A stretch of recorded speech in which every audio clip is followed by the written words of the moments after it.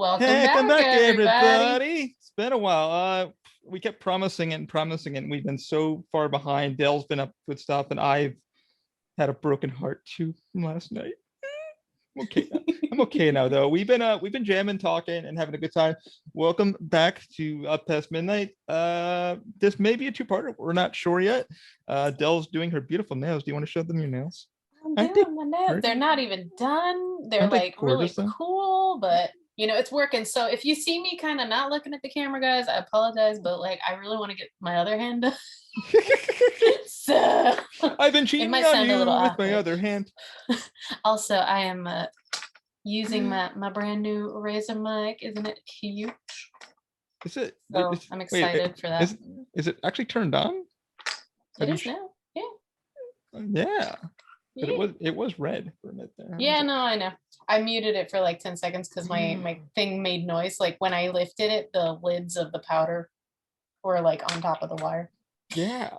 But I was welcome like, back. Welcome back, everybody. Welcome to Up Past Midnight episode 3. I was prepared to do a rewind because we were still debating and picking a day, and it's been a hell of a month for both of us. Dell has been doing her thing. It's just been really hard on the islands, and myself too. I've been working on some 3D printing and then laser cutting. We have a life has gotten in the way. It That's the really gist of has. it. And we do want to thank everybody here for clicking that play button. You guys have been amazing. I've got nothing but positive feedback. And a few of my friends, their kids have listened too. Mommy and daddy sat down with them and listened to it. And they, Mommy and daddy allowed them to listen to they you say the did. F-bomb every 5 seconds. Oh my God. I know, but they know. But then they loved the Final Fantasy stuff. And they're like, oh, well, they know about Ollie. They know We should probably, we're gonna, I think the next plan for me is introduce you to like all the Final Fantasies, and we'll do like a series of episodes where we kind of walk you through them I and see how you feel.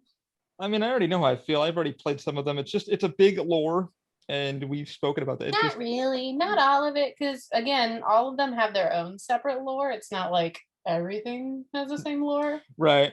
I mean, just doing the backlog for what we did previously was like I sat down for like a whole night, and I'm like, okay, who has a video? And this guy made one, and I'm like, oh, thank God.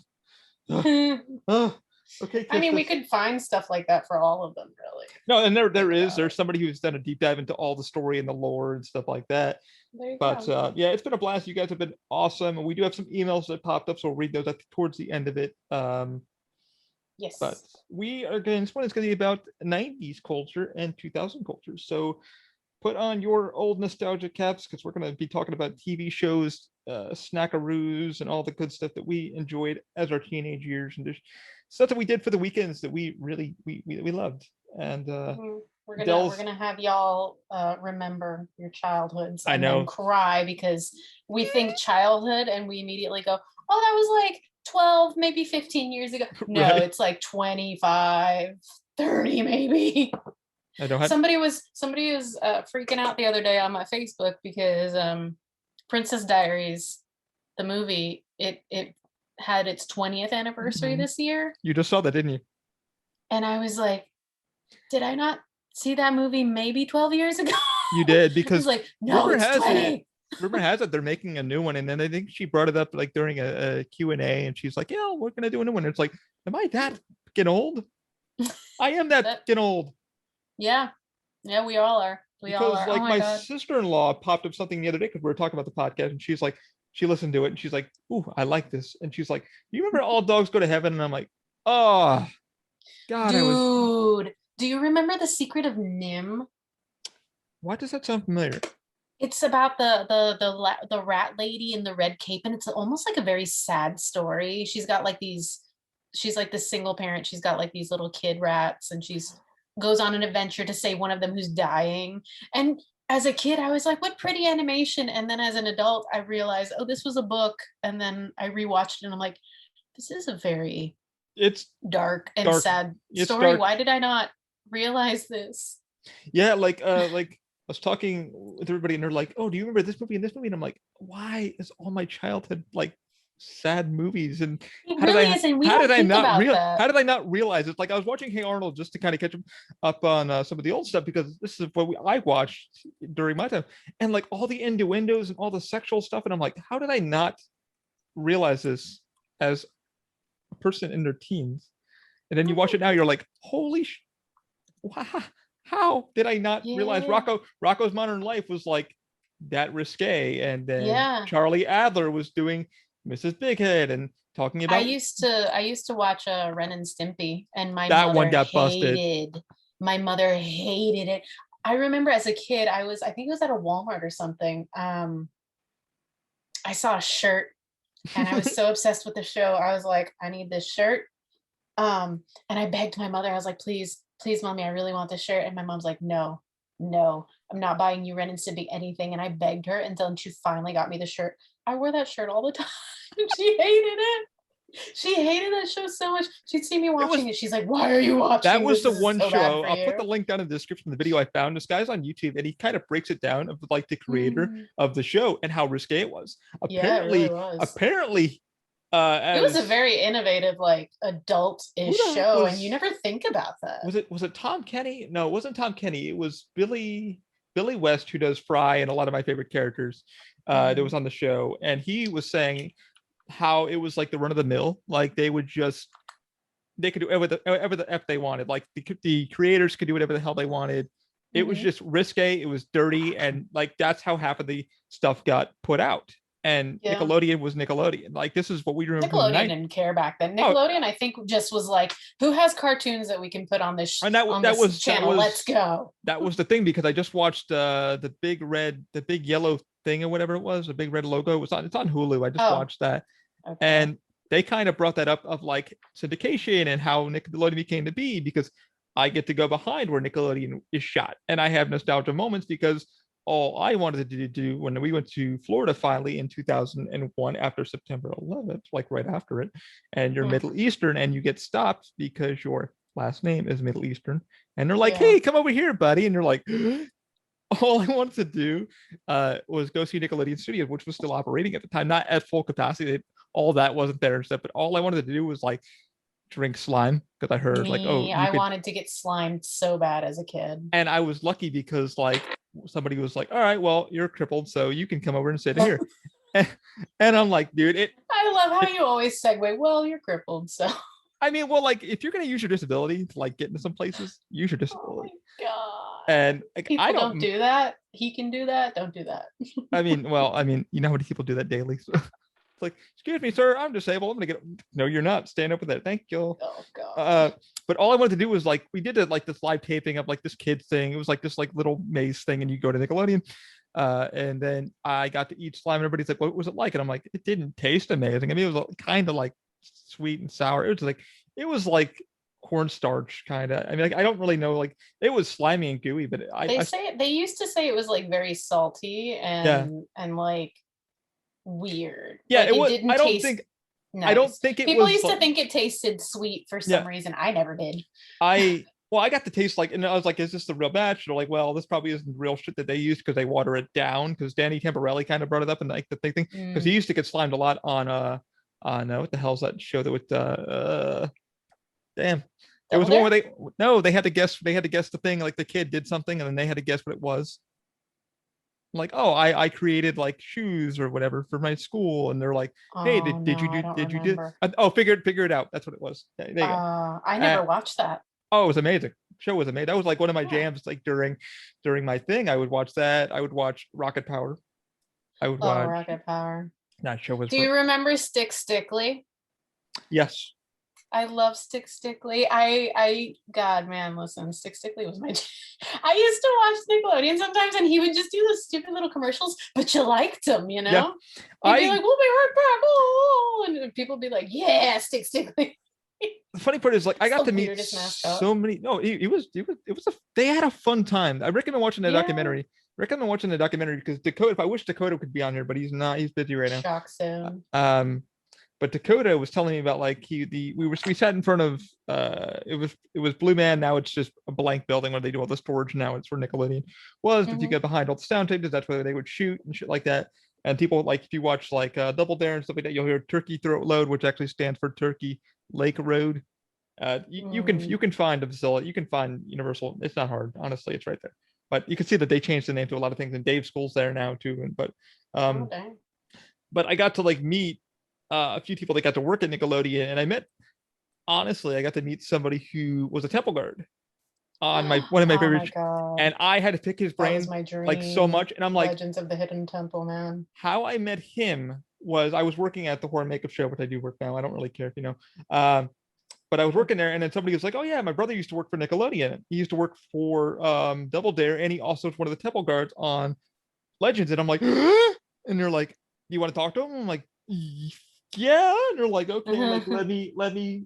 And he was in the park one day, so I grabbed it. I pulled his ear. I was like, "Dude, I gotta know." And he was like, "Okay, what do you want to know?" So we sat and had lunch, and he was like, he showed me some old, stills of like him as a temple guard with all the stuff on and stuff like that. I was like, Oh question, my did anybody God. shit their pants? He's like, yes. And I'm like, it's true. He's like, oh, well, yeah, fuck yeah. People shit their pants. And I'm like, he's like, okay. He's like, you're going to the temple. I'm coming out and grabbing you. What would you do? I'm like, scream like a bitch. He's like, absolutely. It happened. He's like, I remember a time a kid pissed himself like right in front of me because Oh my I came out God. of the wall like and scared the hell out of him. He's like, and we loved it because that like our job's to scare the shit out of you, you know? Yeah. Like you're supposed to be scared. You have like somebody. He's like, and I'm like, was it true about like you guys would hold people there because you didn't have prizes and you wanted them to fail? They're like, yeah, that's true.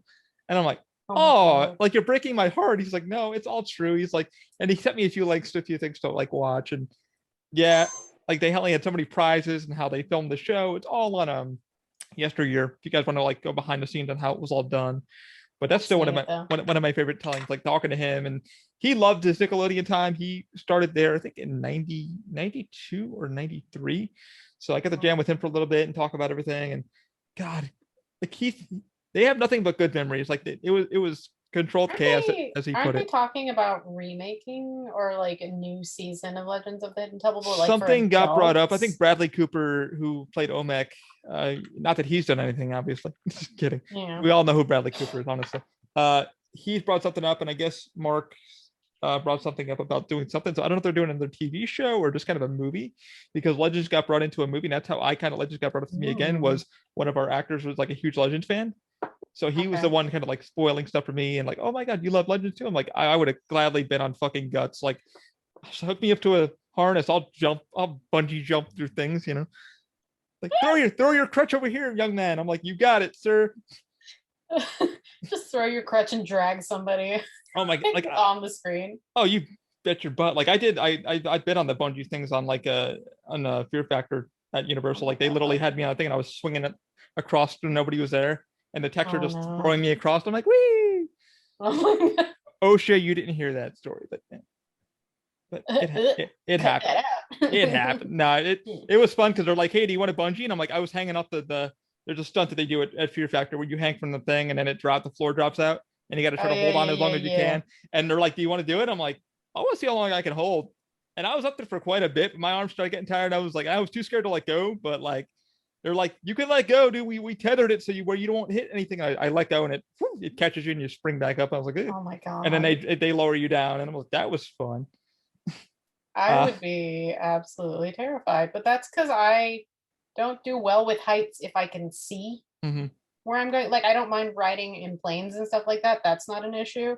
It's when I'm high up and I can look down and I go, oh no, that's when I it becomes an issue. I have been bungee jumping. I've done bungee from 130 feet, Jesus, no. and they're Yeah, like, you I think if somebody gave me a choice and said you have to do one of these two, bungee or throw yourself off a plane with a parachute, I think I'd rather throw myself off a plane.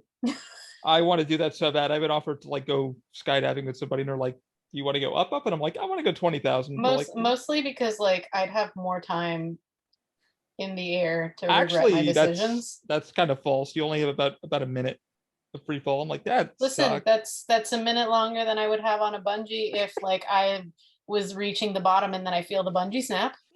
That that has happened to my mother. So I know we're so off topic, but No, stop. That's not what you my think. worst No, nightmare. not what you think. So Mm. back in 95, my mom went to Atlantic City with my dad to this New Jersey, which and they're paying my mom bungeed from like 100 and 200 feet, bungeed, went clear, went fine, and they bring you down, you get unstrapped.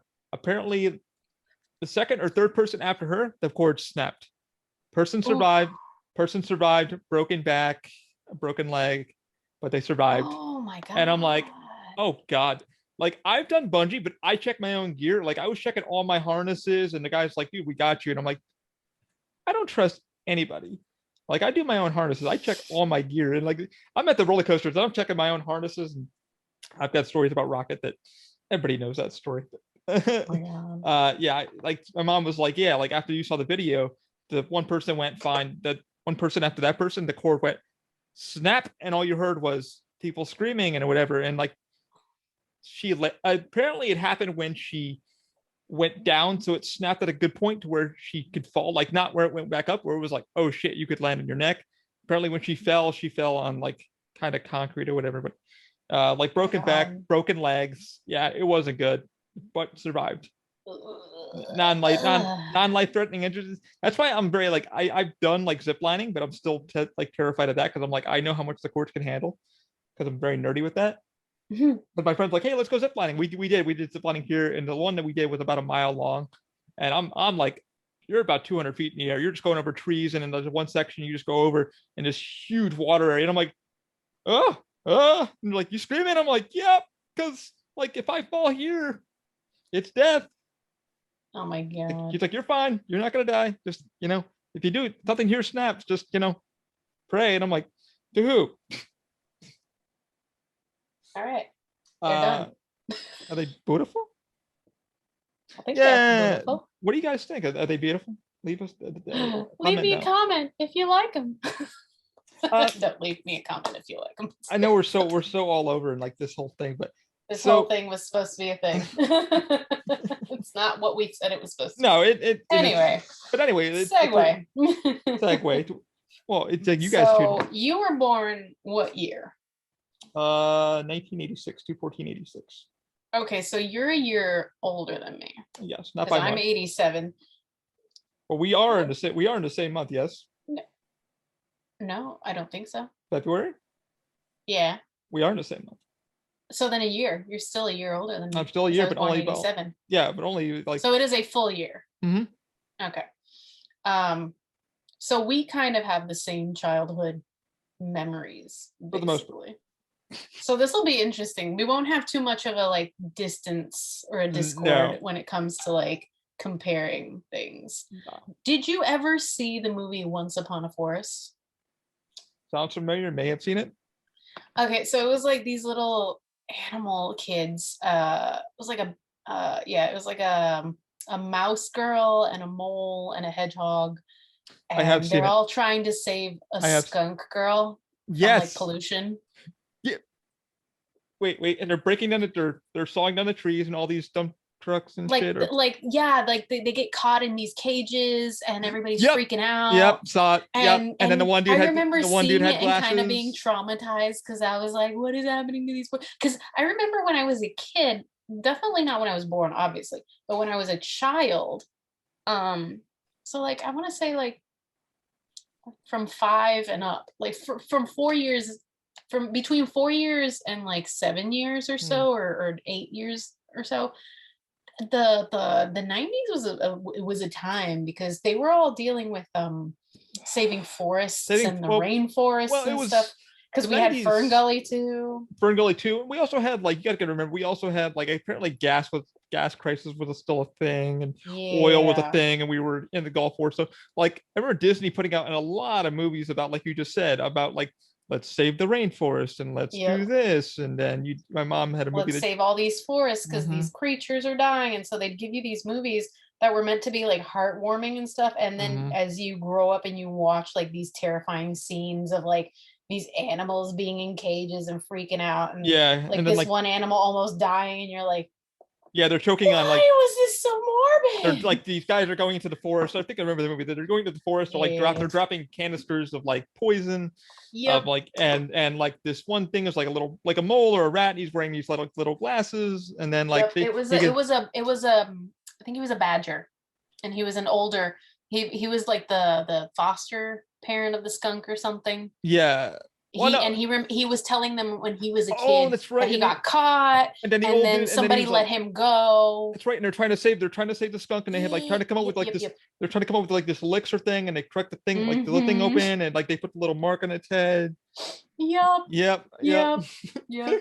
We had some weird, like I remember when we said we were going to talk about all this, and I was like, wow, I got to deep dive, because there's some stuff in my childhood that I guarantee a lot of our viewers are going to be young and be like, what was this? Or they'll be our age and they don't even remember, and they'll just sit here and go, oh my God, that was not a fever dream. No, it wasn't. A lot of it wasn't, because like the movie you just mentioned, I'm like, wait, I don't remember the name, but I do remember the story. Because I've watched it probably like 4 or 5 times, because that's what you did as a kid, because your parents had one VHS and they had to rewind. I'll amuse you. When I was remembering this movie, I literally Googled it as old animated movie with animal kids, skunk girl dying. And then the movie popped up. I was like, let me just give the premise that I remember. Like at the end, skunk girl dying, and I was like, wow. Like I do remember the old man. What I do remember the movie is like the kid little like thing gets caught, and he has like these little like round glasses, and like at the end of it, like this dude comes up, and so a human being comes up, it's like, oh shit, like I'm a little sorry, little dude. And he like, what's the matter? Why are you so scared? And the dude's trying to help it. It's like, oh, like I'm not an asshole. I'm trying to.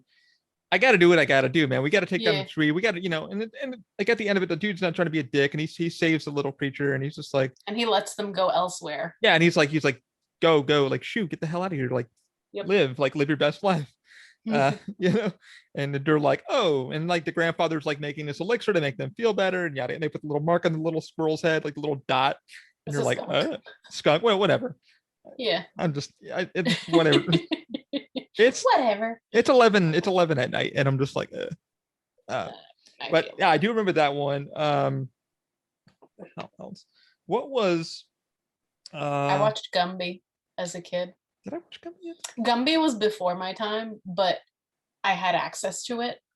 Let me tell you, it was fine after like the first season, where they kind of leveled the show out. But the first season itself, I did not remember it was so terrifying until my dad found me this DVD with like 100 cartoon episodes from like, I think it was Walgreens or Walmart or something. One of those dollar bin DVDs. Not one of those. They're not even. And it was like old school, and so it had like the first 2 episodes of Gumby, like the pilot episodes of Gumby. Right, dude. I thought you knew. I thought you knew it was going to be horrible. I didn't remember, because I remembered the stuff that came after. I remembered the Gumby with the black eyes, and that it had he had like a more normal voice. It was nasally, but it was more normal. The first 2 pilot episodes, Gumby had red eyes and like a female voice, and it was really creepy. And the background music for the whole show was just, I don't even know what instruments. It was like maybe an accordion and like some weird techno music where it was like, but then they'd have the creepy, like the blockhead dudes that were like the bullies of the show. They would have some really terrifying, like discomforting music. Oh God, like, yeah. You'd listen to the music and you would just outrightly feel uncomfortable. It's something that it's something you don't forget, like it's a pilot episode and you're like, why did. But I do remember like in my college years, I had found the Gumby theme song for my phone's ringtone, and that's what my phone's ringtone was for like a year. And I remember the first time I was in my parents' car, they picked me up from college for the weekend to go home. And I'm sitting in my car, and one of my friends is calling me to ask if I if I had grabbed something for them. I forgot what it was. And I remember my phone ringing, and it was just like, Gumby, he was once a little green blob of clay, Gumby. And my mom just like slowly turns in the car like, really? And I just stare at her, and I'm like, it's my child. Don't judge me, mother. You're the one that brought this upon me, father. She's just like staring at me like, I cannot believe. And I swear to God, I looked her straight in the eye, and I'm like, you can believe, because in high school, you woke me up one time for Christmas with a box on my chest thinking it would be a joke. And I opened the box and it was a My Little Pony toy. And you thought I would just kind of laugh at the gag gift, but instead I sat up, I opened that box and I started brushing the pony because I thought it was the coolest thing ever. I was like, oh, this is a pretty pony. And my mom's just like, But that's really? not what And I. I'm like, but you gave me a My Little Pony. What did you want me to do? It's a My Little Pony. Basically, I mean, that was me with the damn trolls. I got a troll thing for my, like, I had like troll slippers. Oh, I and had troll and I pencil couldn't stop playing. toppers. I couldn't stop playing with the damn. And my mom's like, "Put your slippers on." Like, I'm like, "No, I'm gonna play with little hair." And you like play with the hair, and then you made sure it had a mohawk because you're like. And then I would walk outside because like I'm weird like that, and I'm like, "Go get the mail." And I'm like playing, like the hair would get all messed up, and I'm like, "Mohawk, it needs to have a mohawk." I had the pencil toppers that were the trolls with the jewel belly buttons, and I rubbed the jewel belly buttons. Like, Yeah, we had odd toys. Well, because okay, here's the thing about the troll. You know, we're totally off our topic, but we don't even care. We're having fun. No, it's technically part of the 90s. It's well, still nostalgia. So it is still nostalgia. We're fine. The thing about the trolls, and I have a nightmare from that too, because like, oh my god, I'm gonna mute this for a second. The troll thing came out, and what happened was that you had to rub their belly buttons, and you had to do that because they said that it would bring you luck. So you had to say a wish and rub the belly button, and then put it somewhere, and then it would either magically move or like it would grant your wish or whatever. That's what the whole damn troll thing was. But like, and then like if they weren't like with each other, to get upset and all that. I'm like, what? There was like a whole story behind the whole troll thing, and I'm like, wait, you have to like rub their belly button to like say the wish? Or like, yeah, but if you don't like say the wish proper, it won't come true. Am I still audible, by the way? Yeah, you are. Damn it. Just cut that piece out, please. Just that little bit out. No, it was like, do it, cut it out. It was like Buddha. It was like a mini Buddha thing, if you think about it.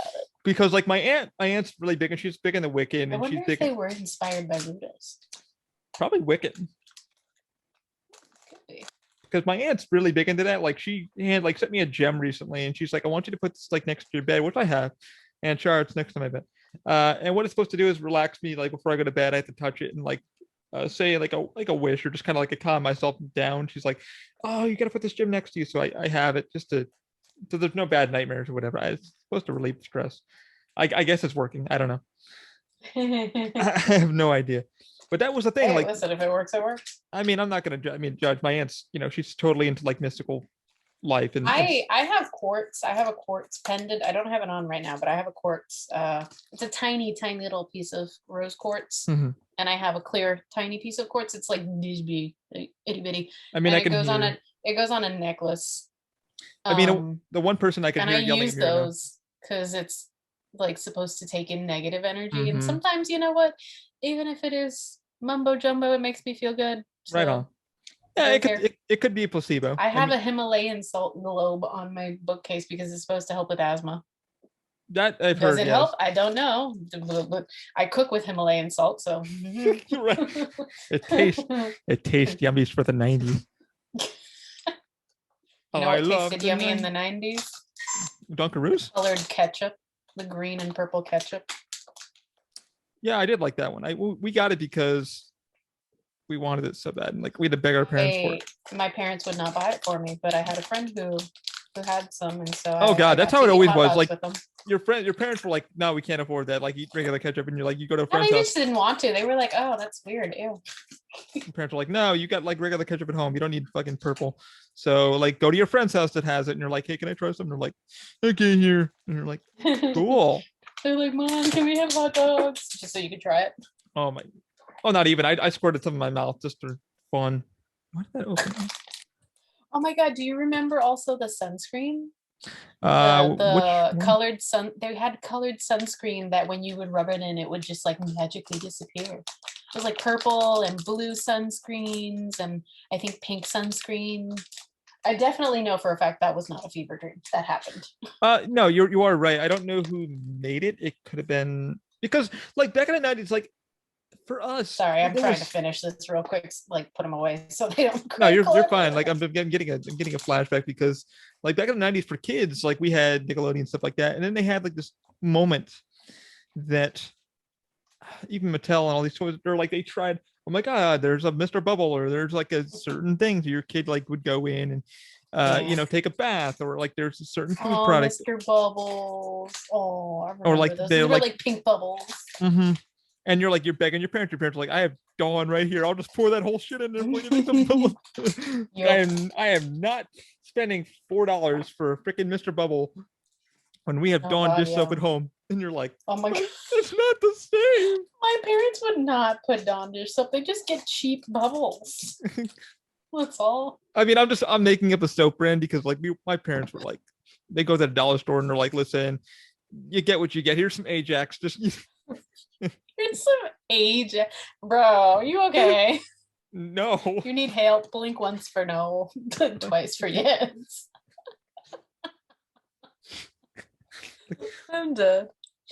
Oh my god! But like, no, you like back then, like they would even like all the canned goods, the food, like the SpaghettiOs and stuff like that. You'd have to get them, and then like they really knew how to market to us. Like, oh, so like okay, so this came Back out. then they knew how to market to kids better. Nowadays, commercials don't really market. Well, to kids.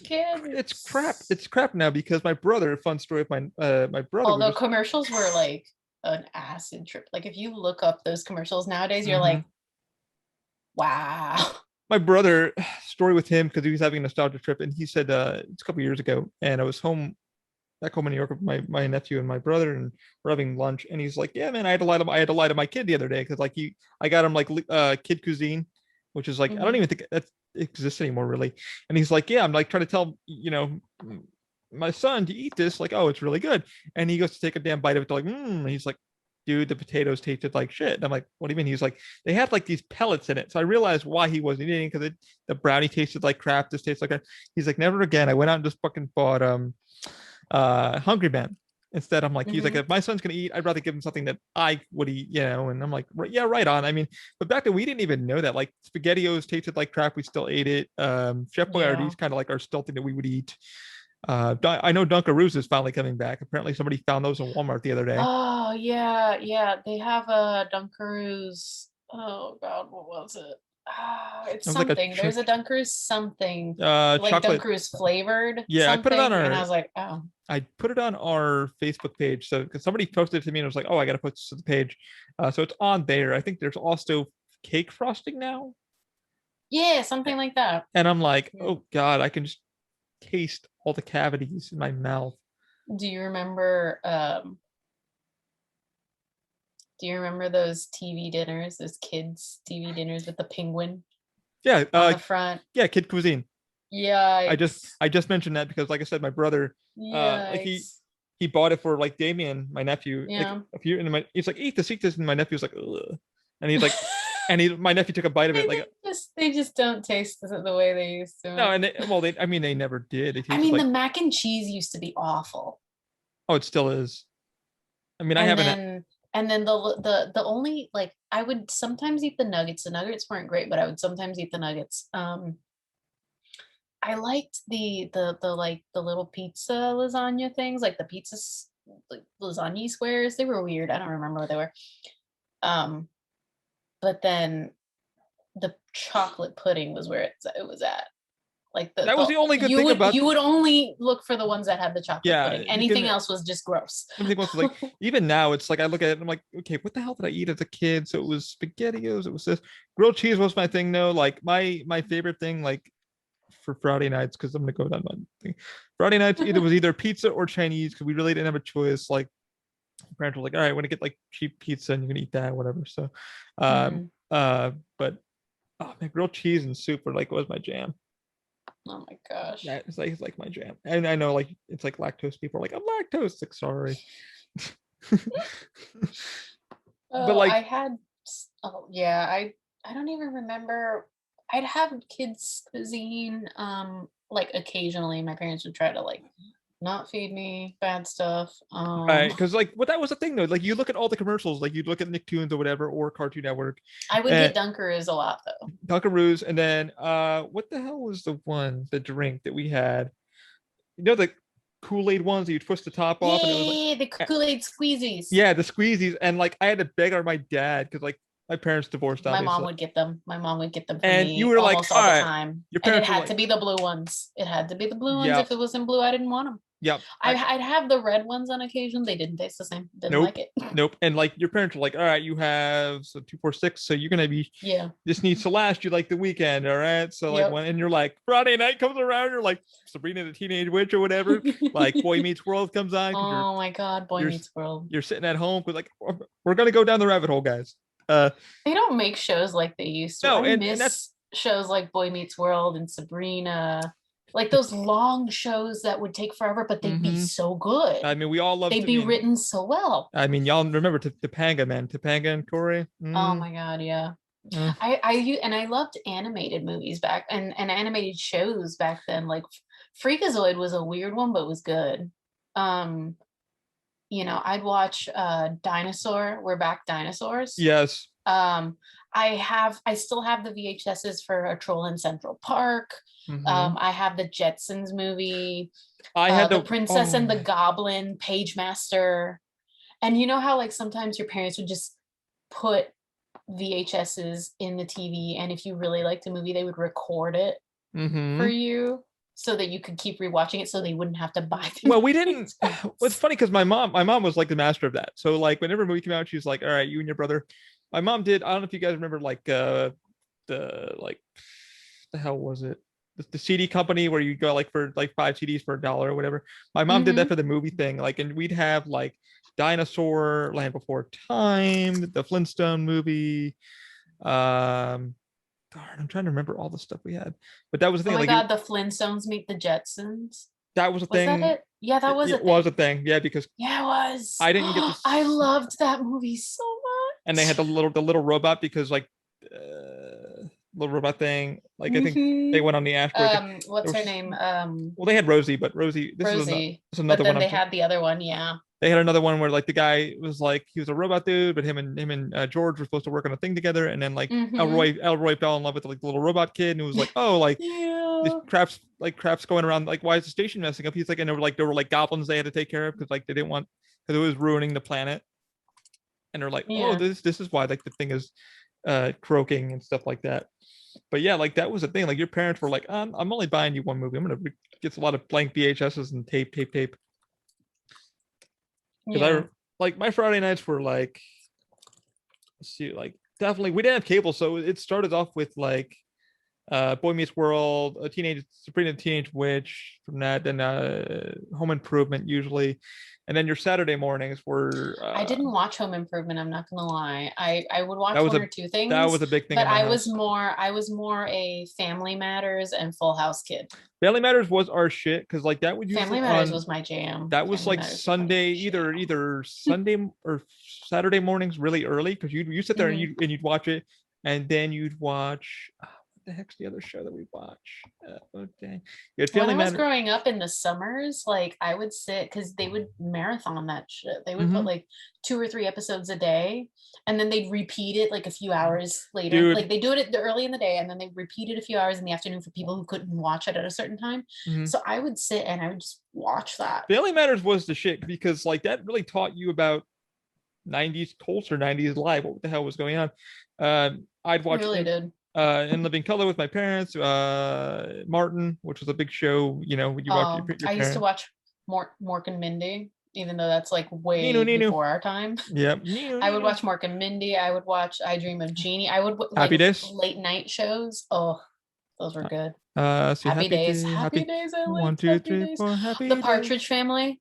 Do you remember the Partridge Family I before do. Brady Bunch? Mhm. Oh, Brady Bunch was a thing because my mom's like big into like old shows. So Yeah. even I like the think other, did Partridge Family come out before Brady? Dang, now I gotta look that up. look it up. But yeah, my Friday nights were just chill. So Like Saturdays that were was a at 1970s sitcom, and then we had Brady Bunch. I watched Taxi.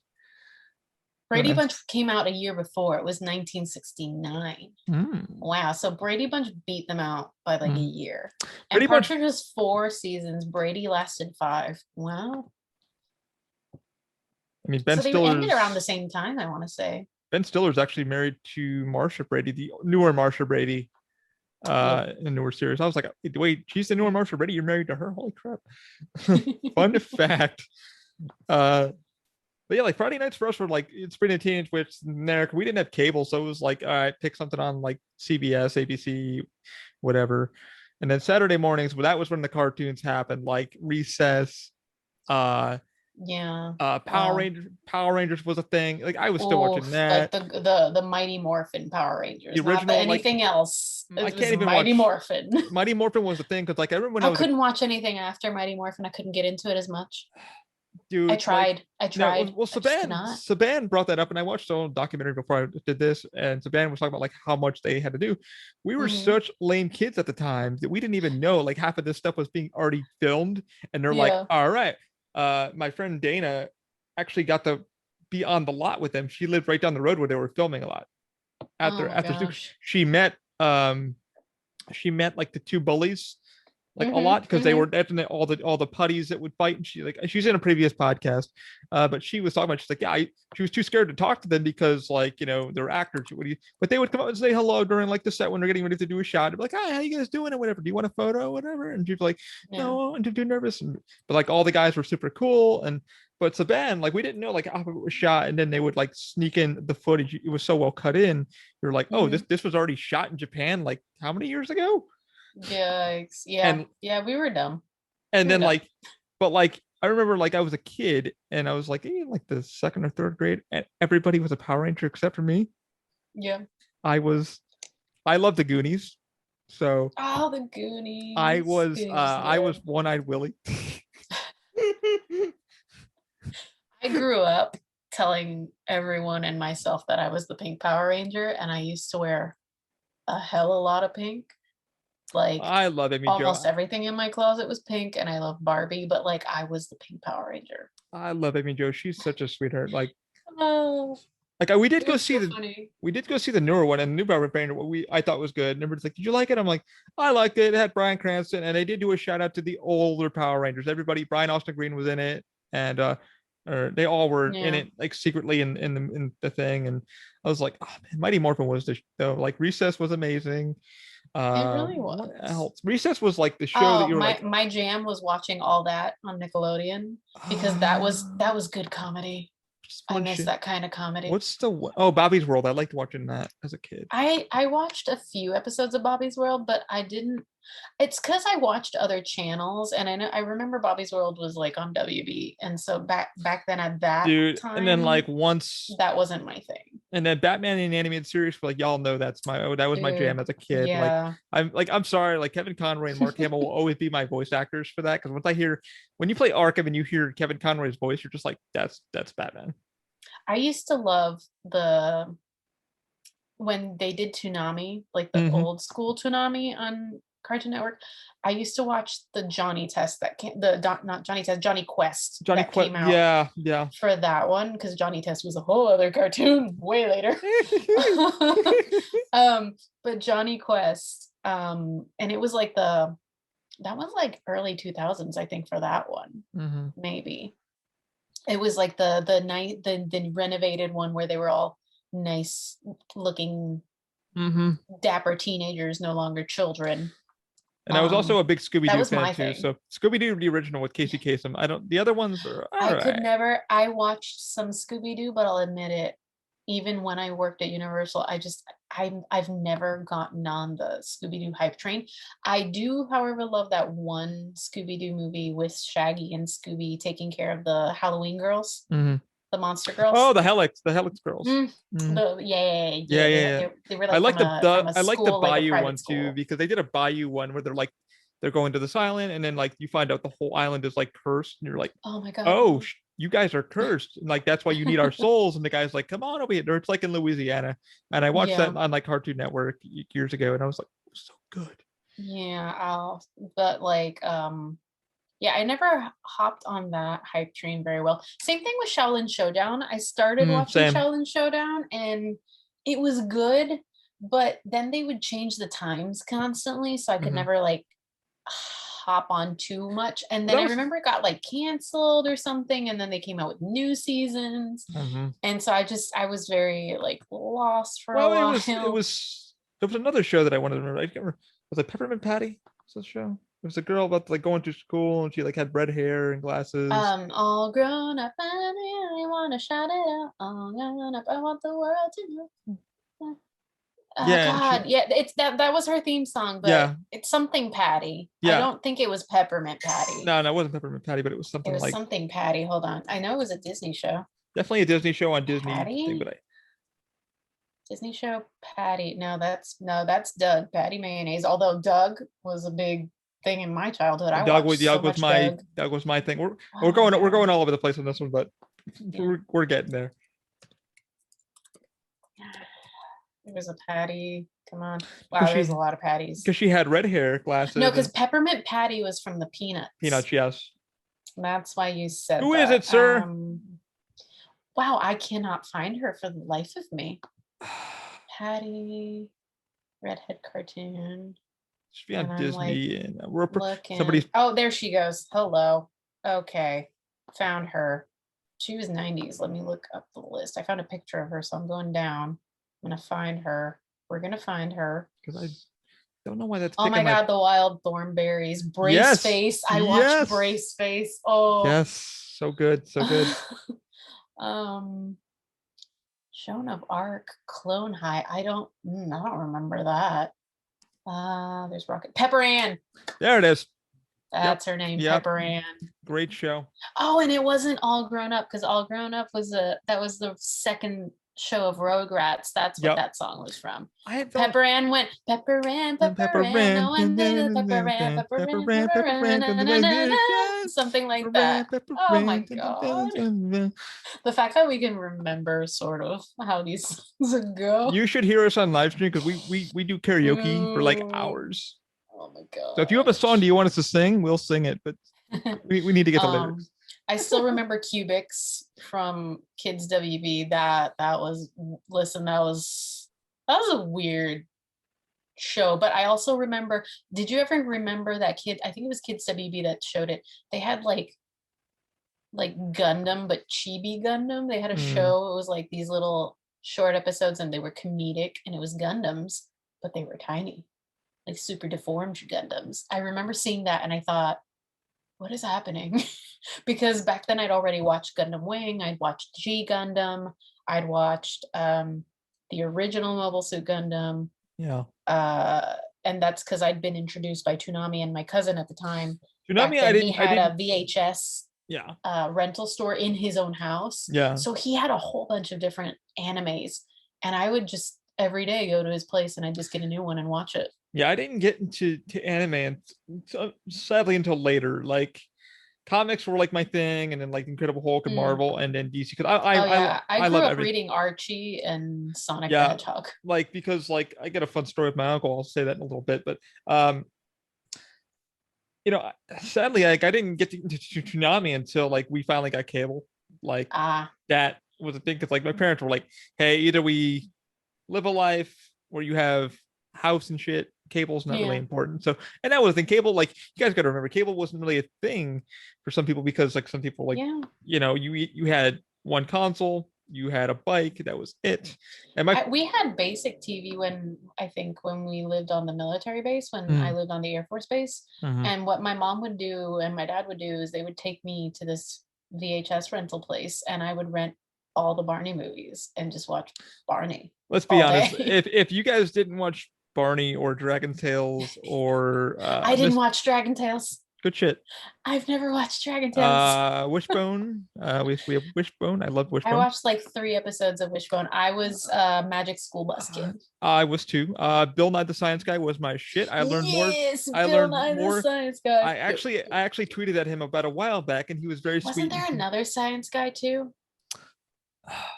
There was a science guy who had a show, and or was it Bill Nye that had the guy that was dressed in a giant rat costume? I don't even remember. I feel like there was it Bill Nye? Oh no. Probably Bill, because oh no, it probably was Bill. It probably was Bill Nye the Science Guy. Well, Bill was so good at like teaching me science that like my teachers couldn't even teach me science. And I did go to school like, do you know what I learned about clouds? That's actually this. And they're like, well, it's better when an adult says it. I'm like, well, like this is what Bill Nye says. We're like, what would he know? I'm like, he's actually a science person. Oh no. You know, Magic Opus was the thing. It's like, what else? You know, Um, Mr. Rogers was my shit because I love set design and just watching yeah. how he would build stuff. And I'm like, oh my God, they had no budget, but yet they made it work. Like, wow. And I also loved Oh yeah. Muppet Babies was my thing. I ain't gonna lie. Oh, Muppet Love Muppet Babies. Babies. Oh my God, the early morning like Mhm. block of cartoons in the summer that your parents would put you to watch so that you'd leave them Well, alone. my mom would like throw on Scooby Doo, the Munsters, Hmm. Flintstones, the Jetsons, because Hanna Barbera was, you know, the biggest Yeah. thing. It's like if you didn't know Johnny Quest and then Space Ghost and then all just like all these classics that your I parents didn't grew, Wacky Racers, which I loved. I because Yeah. Wacky I kept watched Mr. Rogers too. I know a lot of people are like, Mr. Rogers is an old thing. I watched Mr. Rogers. I'll dude, Mr. admit Rogers, like his puppets were a little much for me sometimes. yeah, lady. But Well, he was good. I liked. He was such a good soul. I loved like I was into the set design because I like mechanical things. So like looking at the Yeah. set, how it was done, I'm like, okay, like how was that set put together? And then finding out he wore sneakers and how the set had to be spun around. I'm like, my mom's like, and I actually like Thomas the Tank Engine because like I love set design. So getting Yeah. to look behind the scenes of how that was done in London, I was like on the field, I was like, those guys are amazing. And I got to talk to one of them who used to work on the show, and I'm like, okay, question. He's like, how the hell did they not derail? He's like, oh, we derailed a lot. He's like, those shots took us a long time to shoot. He's like, maybe days to shoot. I'm like, oh wow. Oof. And I also love Thunderbirds too, because like I said, I'm a huge set design person. Oh, Thunderbirds. That was like funny because I was watching it with my friend Dana, and I had it on. It's on Amazon Prime, and she doesn't like much shows that I like, and I put that on, and she's like sitting there doing her laundry, folding it, and she's like, "What show is this?" I'm like, "Thunderbirds or Go," and she's like, why is it so good? And why can I see the wires? But why is it so good? I'm like, it just is. I can't explain it. I like to watch whenever like summer or like mornings would come around or I'd get sick, I'd sit and watch Dinosaur. Mm, Um I remember also like those like same thing as Stick Stickly. We'd have that Kablam mhm. as a kid and all that and Clarissa Explains It All. God, such a great show. Real Monsters. That was a Yes. weird one. And that one was in the vein of Ren and Stimpy. Yes, Was I wonder if it was made from the same it people. was. Ah, that It was. explains. Because it And was like, so weird and well, like creepy, but listening I liked to, it. like I said, I highly recommend you guys watch the documentary. It's the big yellow thing, big orange thing. It's on I think Hulu. it's probably the big orange thing because of the Yeah, orange logo. and Yeah. they really break down like how syndication happened and Keenan and Kel happened and all that stuff. And Uh-huh. it's wild and like a story that we like all that. Like I loved Are You Afraid of the Dark? That was one thing when I finally got to watch that, and I was like, I would watch a few episodes, but I was a scaredy cat as a kid. Still kind of am. Cannot watch I the whole thing. watched the Like, because I'd newest freak out one. I sometimes. watched the newest one, and the guys were like, finally they explain in the documentary how they made the fire spoof, and Hmm. apparently it was coffee creamer, and I'm like, yes, it is because that's how we did it at the camp.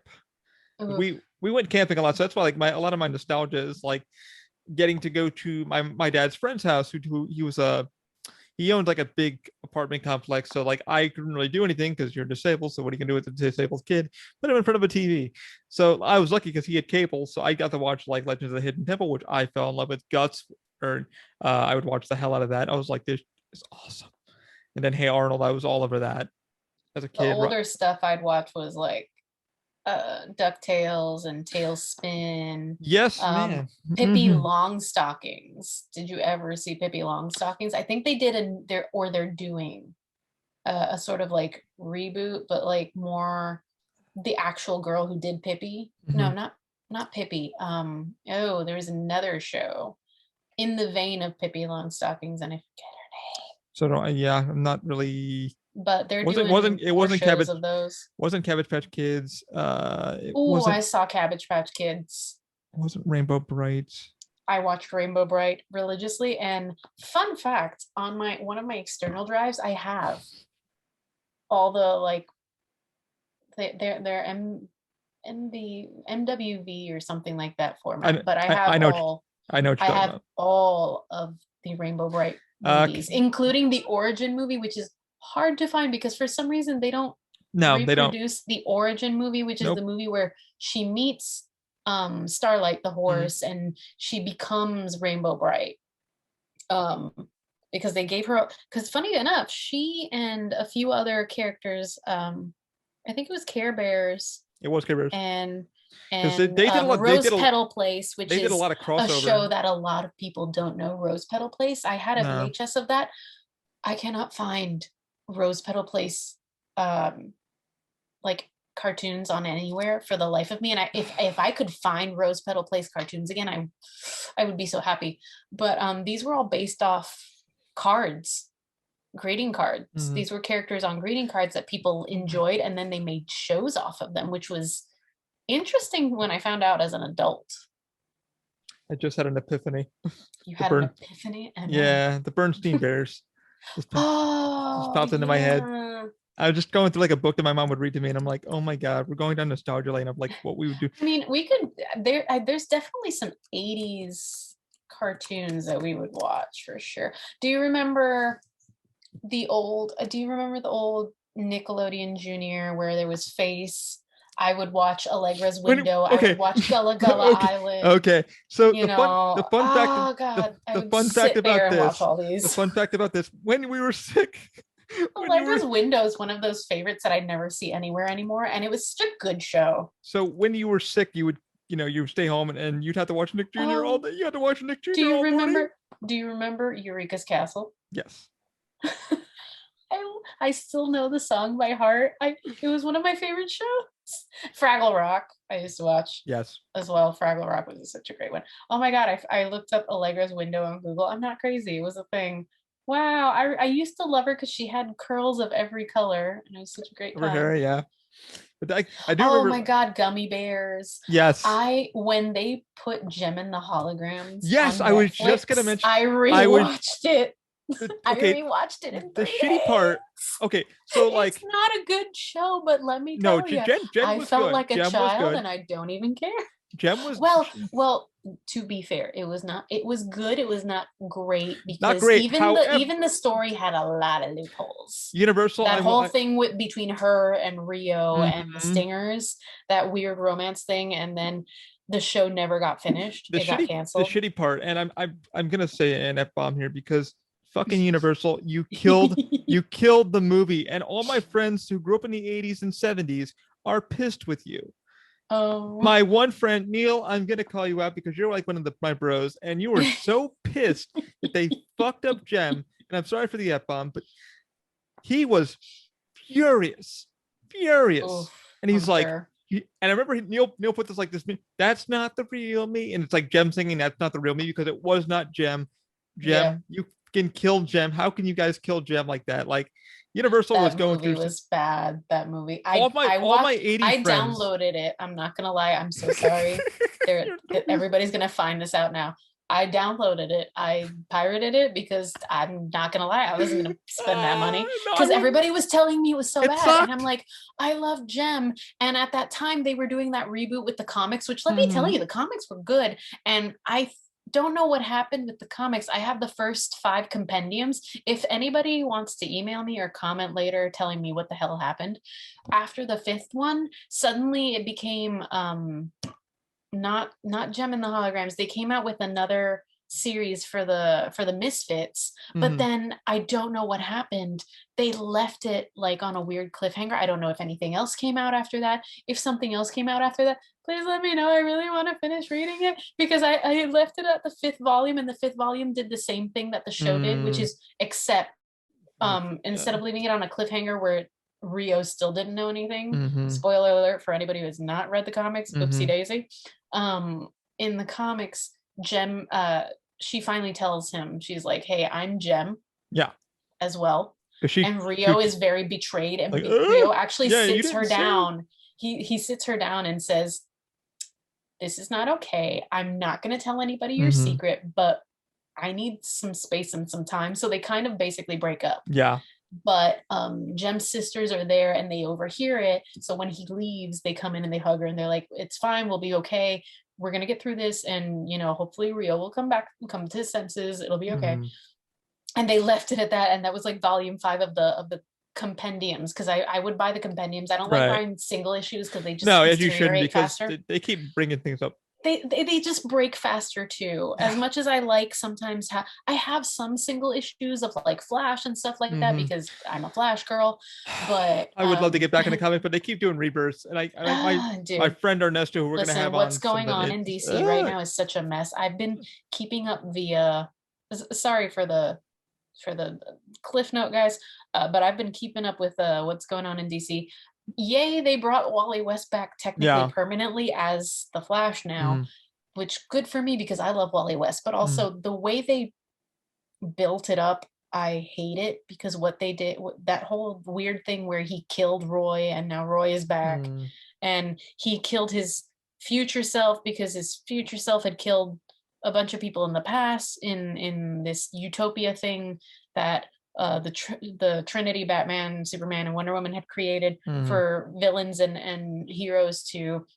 It's like a rehab place basically, and Wally was there. Wally killed everyone on accident. Right. That whole thing that they brought up just to get him to where he is, like point A to point B. That metal Batman storyline was weird as hell.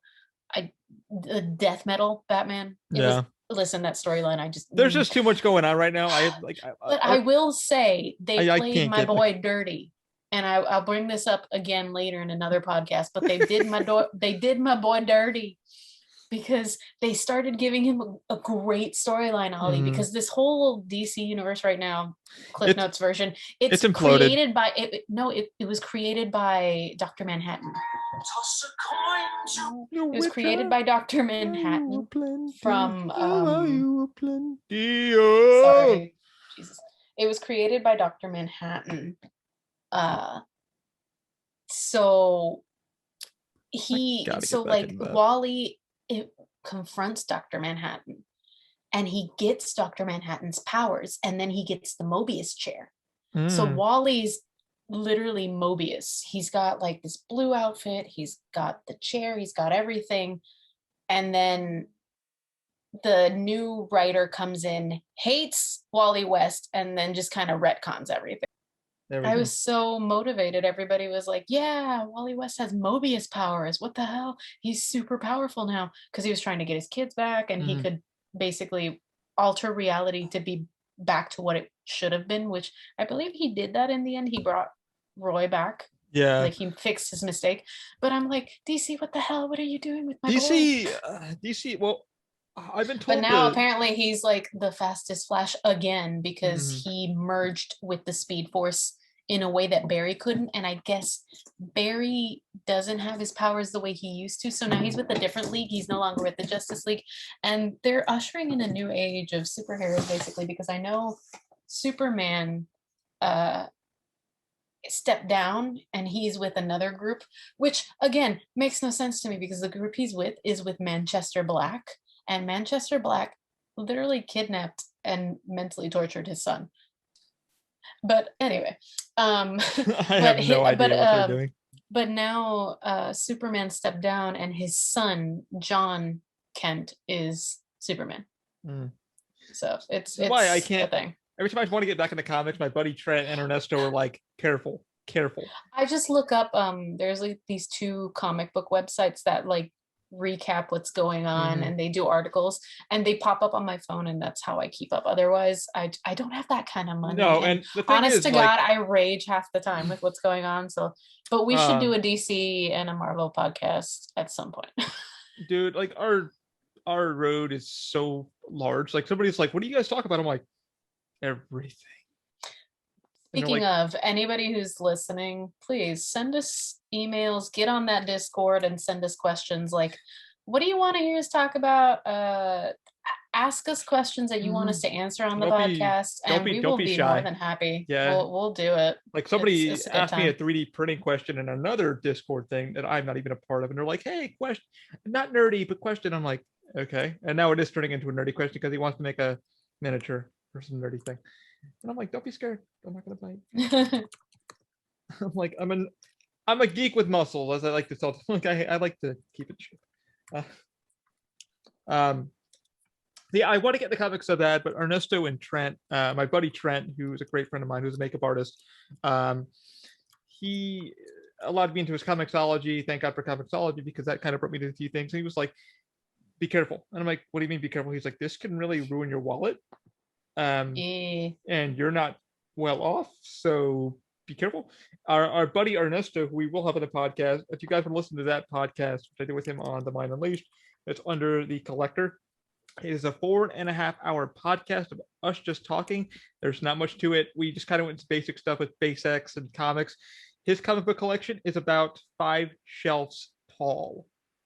Yeah, I have to think really long and hard if I want to like if I start reading a series or something, I'm like, it's okay, hard. do I want to keep, like, what do I want to buy? Like, if I have to think long and hard if I'm going to read something, because Well, then you got to buy it. Mm-hmm. And that's an investment. And with me, I usually have to wait anyway, because again, I don't buy single issues unless there's like an annual or like a special thing that I really, really want. But most of the time I'll just get the graphic novel compendiums because it's just easier and cheaper in the long run. Yeah, like I did comicsology. I still have it on my phone. Trent gave me access. He shares his books with me. He's like, hey, you might like Trent's like I have a wish Smith, list. so. If anybody wants, I got a wish list. Yeah.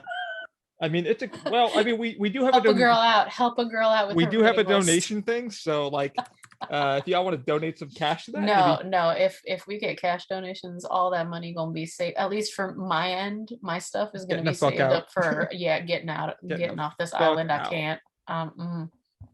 But if you get guys want to here, you guys want to at least don't like if you want to send y'all a comic book, feel free. Yeah, heck yeah. Listen, I will post in my little Amazon wish list. I'll post it up on Discord or something. Y'all can look at it. I mean, don't be afraid of the Discord, because like we're there, I'm there. I'm there back and forth. I'm literally on the Discord 24/7. I'm not active, but like if it pings, I will immediately look at it. So somebody asked me like, what do you guys like? I'm like, dude, I'm a geek and a nerd. I don't know everything and I don't want to know. I have enough things going on. I'm running a business too, so like I have a side of that I need to like pay attention to. And we just got hit up with a sponsorship this morning, and I had to decline that because it looks like BS. And I'm reading through the con. No. I will fill you in on that when we get a chance. Oh yeah, that's fine. I was like, they sent me to me. They're like, hey, Mister, and I'm like, okay, and reading through it, and I'm like, no, this sounds like BS here. So it sounds too good to be true. It sounds like a bigger marketing team, and I've been dealing with marketing teams, and I mentioned it to some people who are like, oh, you need more marketing. I'm like, I've had a marketer person, and the thing, they don't look at your language or your stuff. They look at the numbers on how much you gather. That's what gives you. Somebody I sat with, and they're like, hey, your podcast is fine. They listened to all of my podcasts, and I had to do 5 reads for one company, and then they yelled at me because, oh, you're not reading it in the right inflection.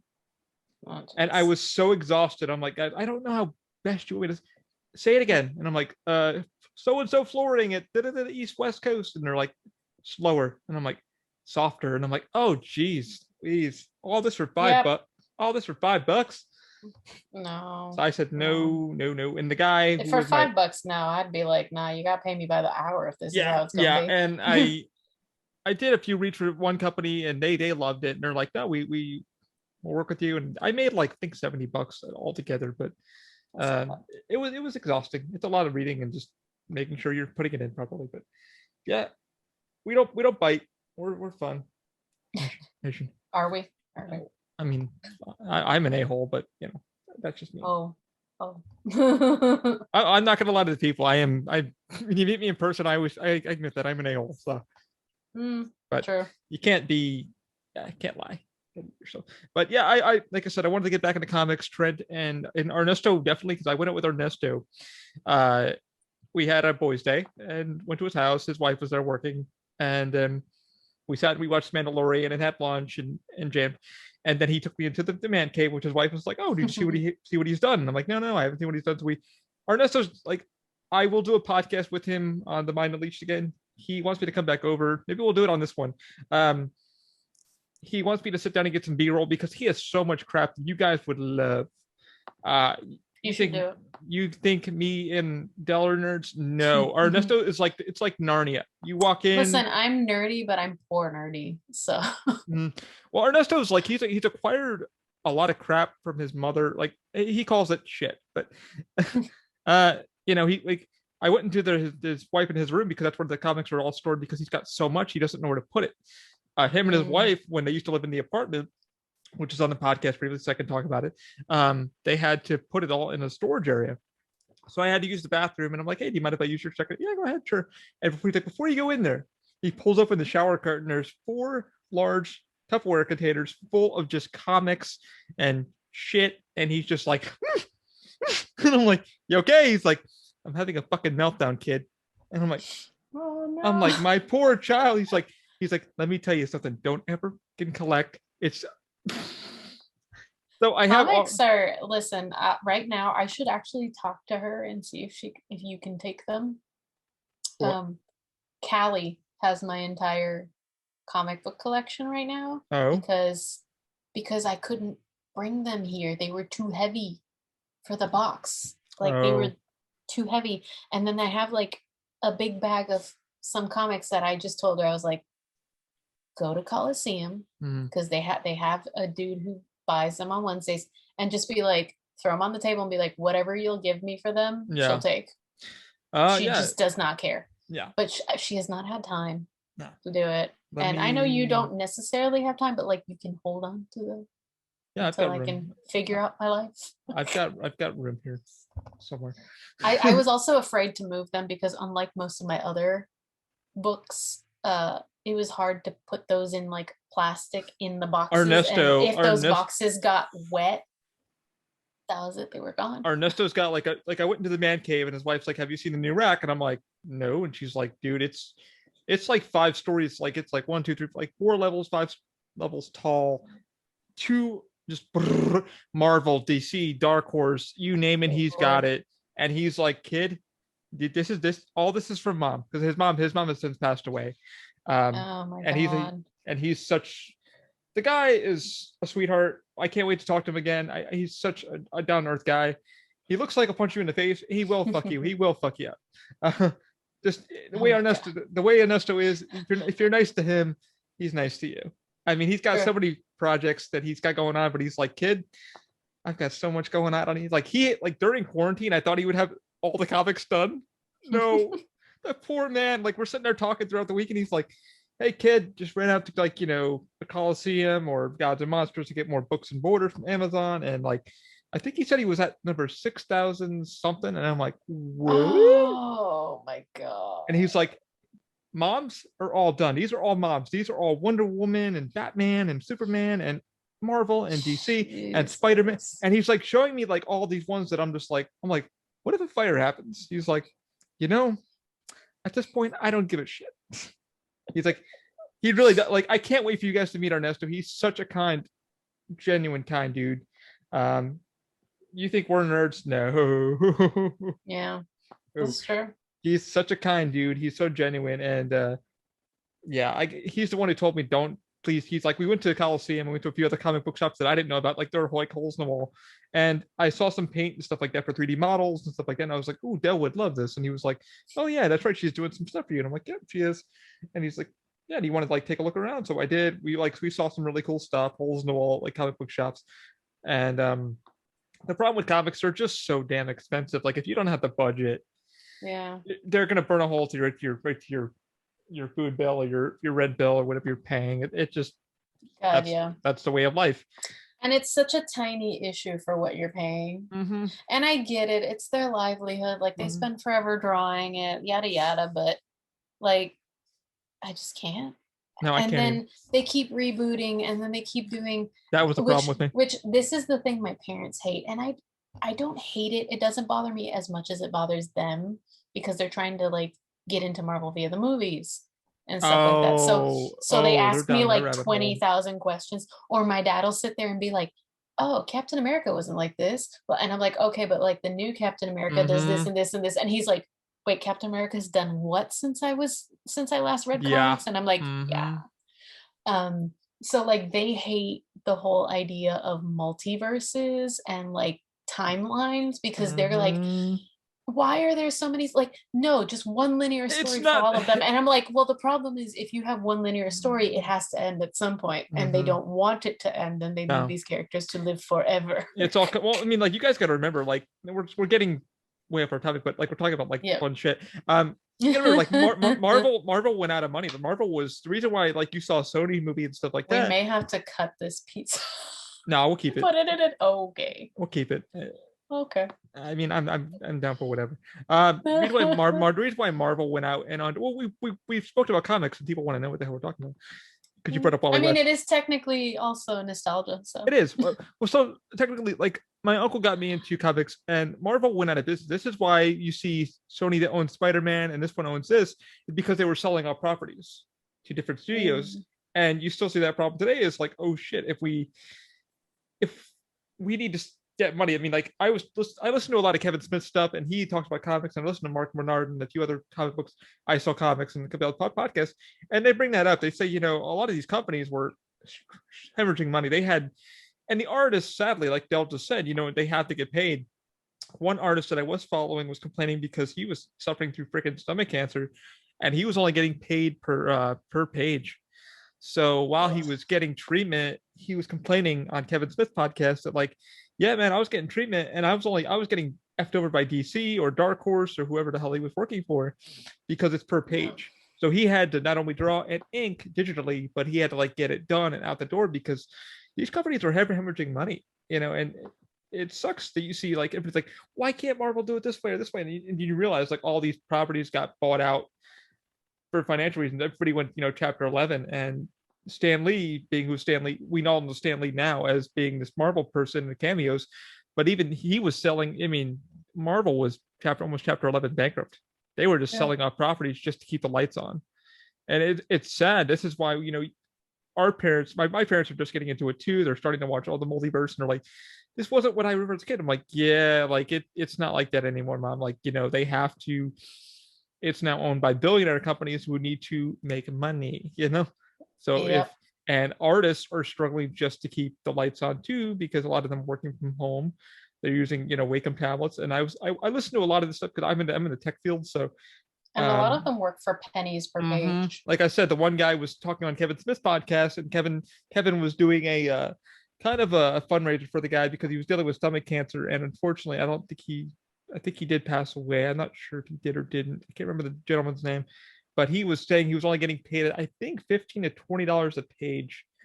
And they were talking about like how the industry was with Stan Lee and blah blah blah blah blah. And this is why Stan was selling, you know, stuff. And like for me, and I'm gonna go into my uncle's story because it's a fun story with him. My uncle was the one that got me into comics, like, you know, Marvel and stuff like that.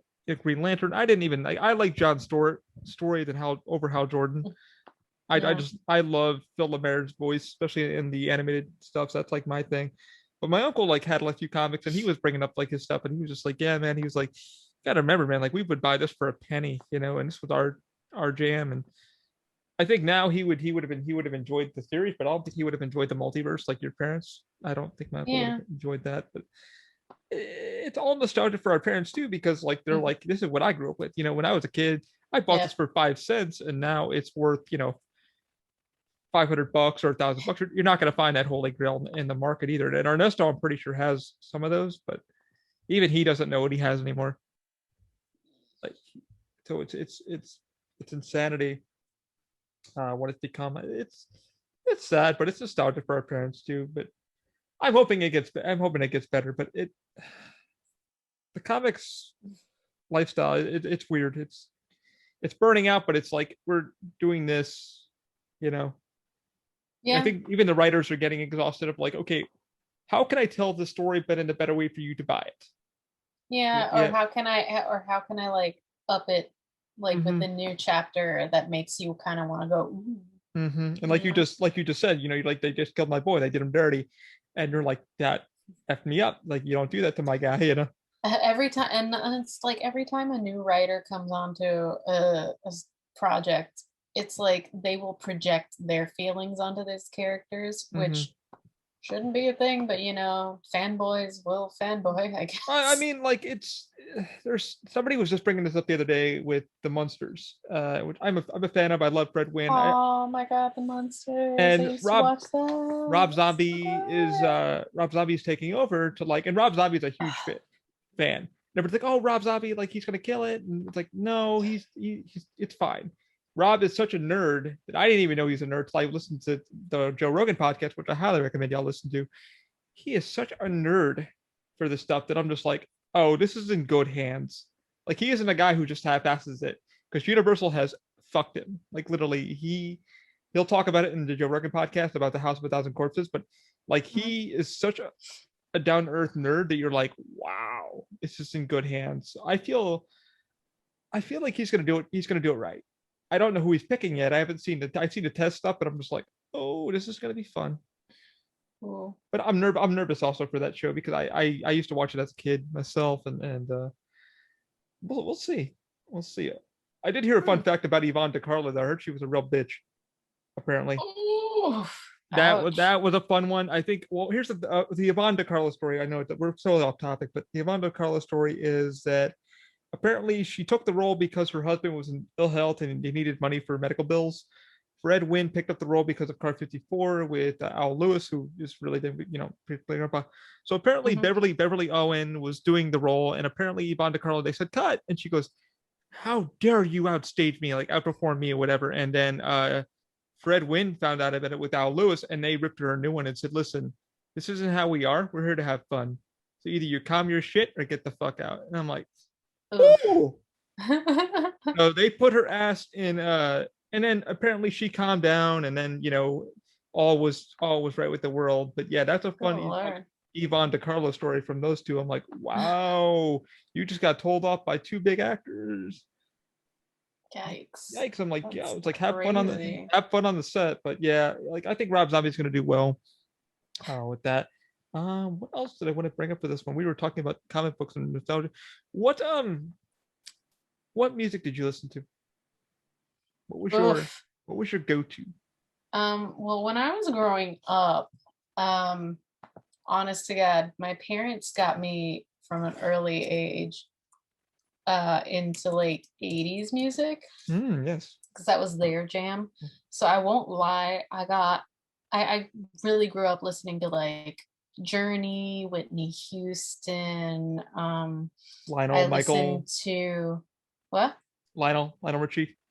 Lionel Richie sometimes. My dad was more like electric light orchestra.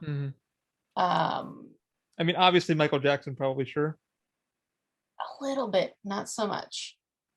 Weirdly enough, a little bit, not so much. My parents were so good. I got like Tina Turner. I still listen to Tina. Turner Tina, sometimes. my mom's all about that. Pat Benatar. Pat Benatar is so good. Elton John, yeah. Yep. Everybody had that Elton. The Pointer Sisters. God, what else? Oof. Like there was a lot of disco music I listened to. Yeah, my parents were. My dad is he's big into 80s dance music because apparently back in Afghanistan, like that's what they had. Like that's when that's what he would listen to and stuff like that. I'm gonna give my funny uncle story because like it's not really funny, but a real fun story that I missed from the weekends. That's the one. Stylistics is one that I actually still have on my iPod, and yes, I have an iPad. For those of you who are like, yeah, no, I still use an iPod because I don't like to use my phone battery for my MP3 music. Computer. Turn on bedroom light.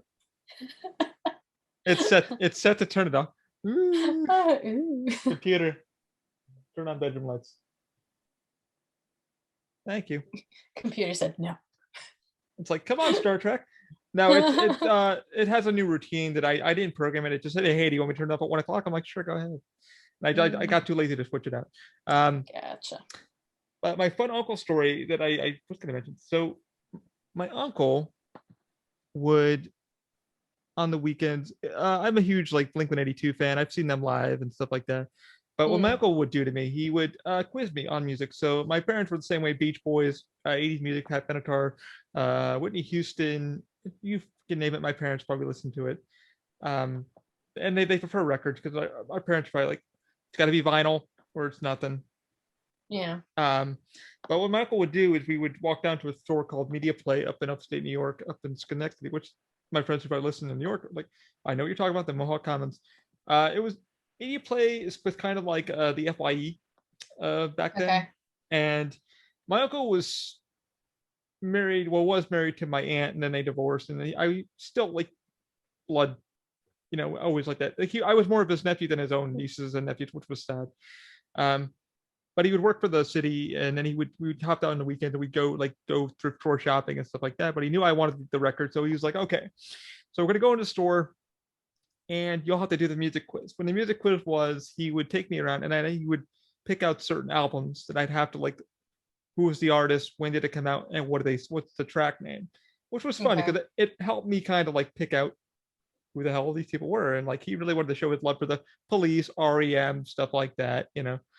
Um, and then one song that we were like walking, and CRTV popped up, and it had "Train" from Drops from Jupiter. I don't even know if you know what the hell that song is. Yep. Yep. That was like his big I jam love with like it. Matchbox 20 topped on. And he was like, "Okay, bitch, it's time." So back then, you'd have to scan a CD in this computer thingy, had like a barcode, and then the tracks would pop up. Like then you could listen to them on the headphone thing. He would turn me around and put the headphones on my head, and he'd go, "All right, here comes the track. Which one is this?" And I'm like, "Oh crap." And I'd have to go, "Okay, it's Elton John, Rocket Man." He's like, "Yep, what year?" And I'm like, "Oh shit."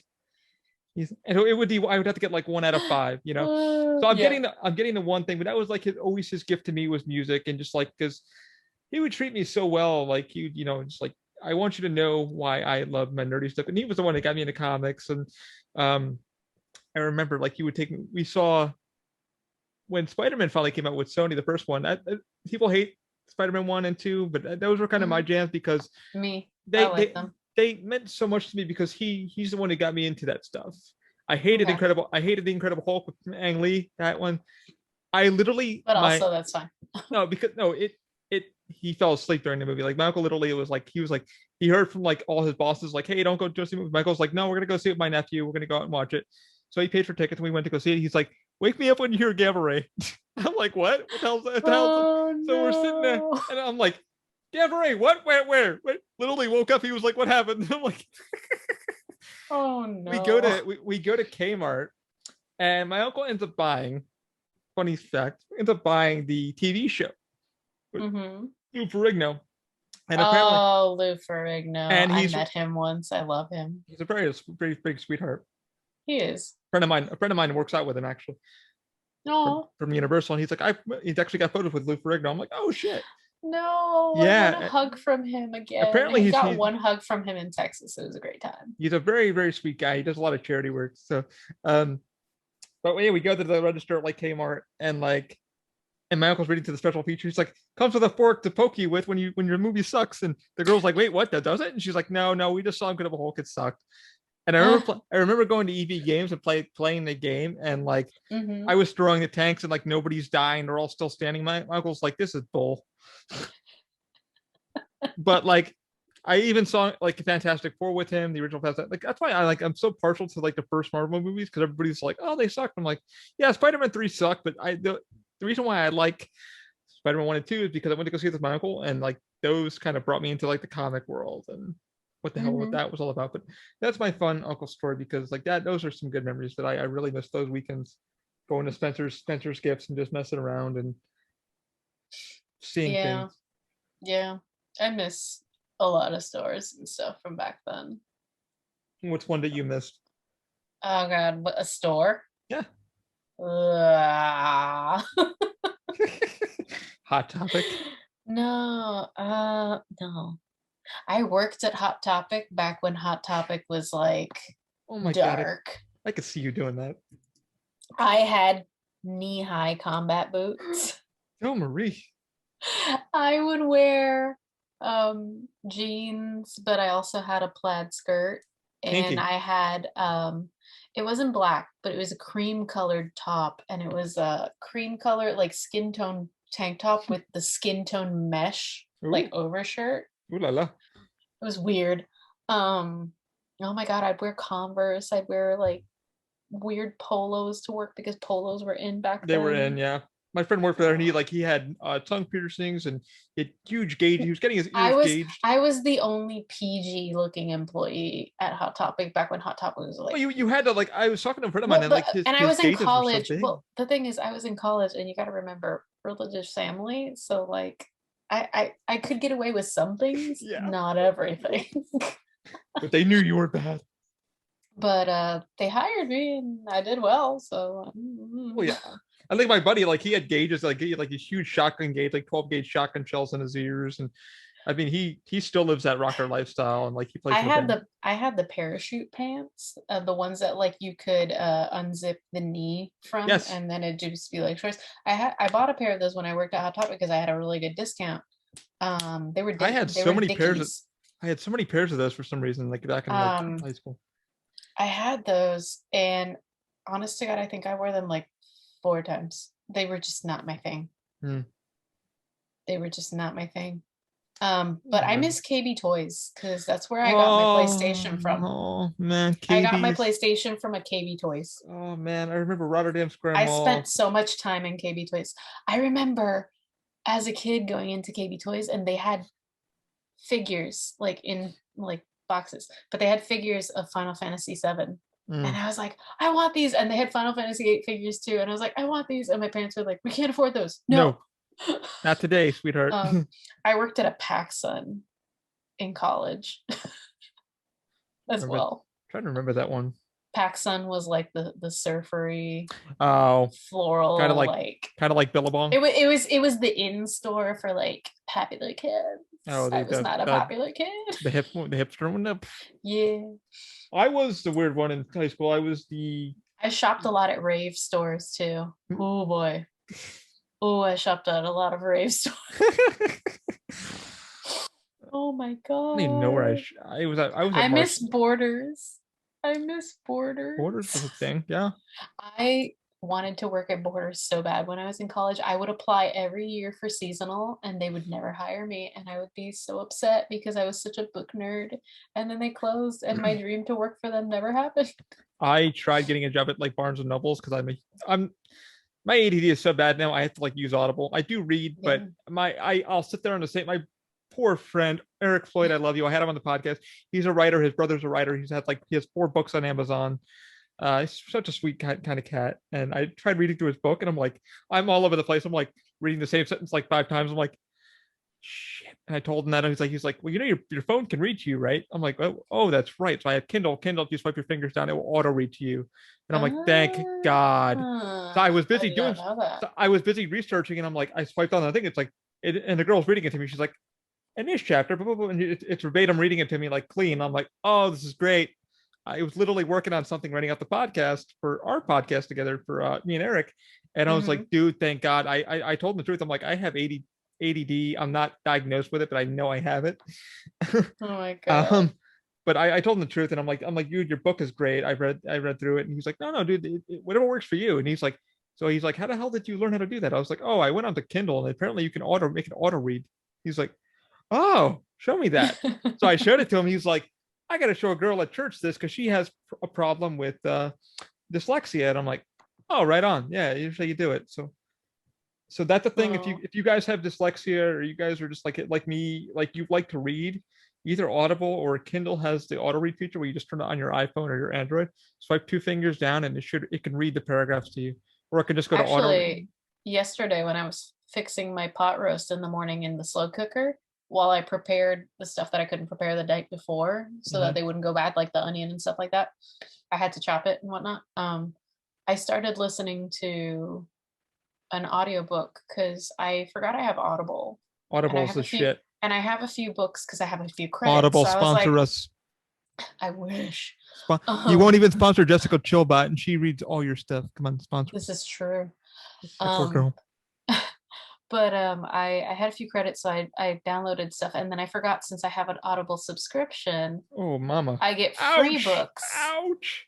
It's not Like expensive. 14 bucks a month.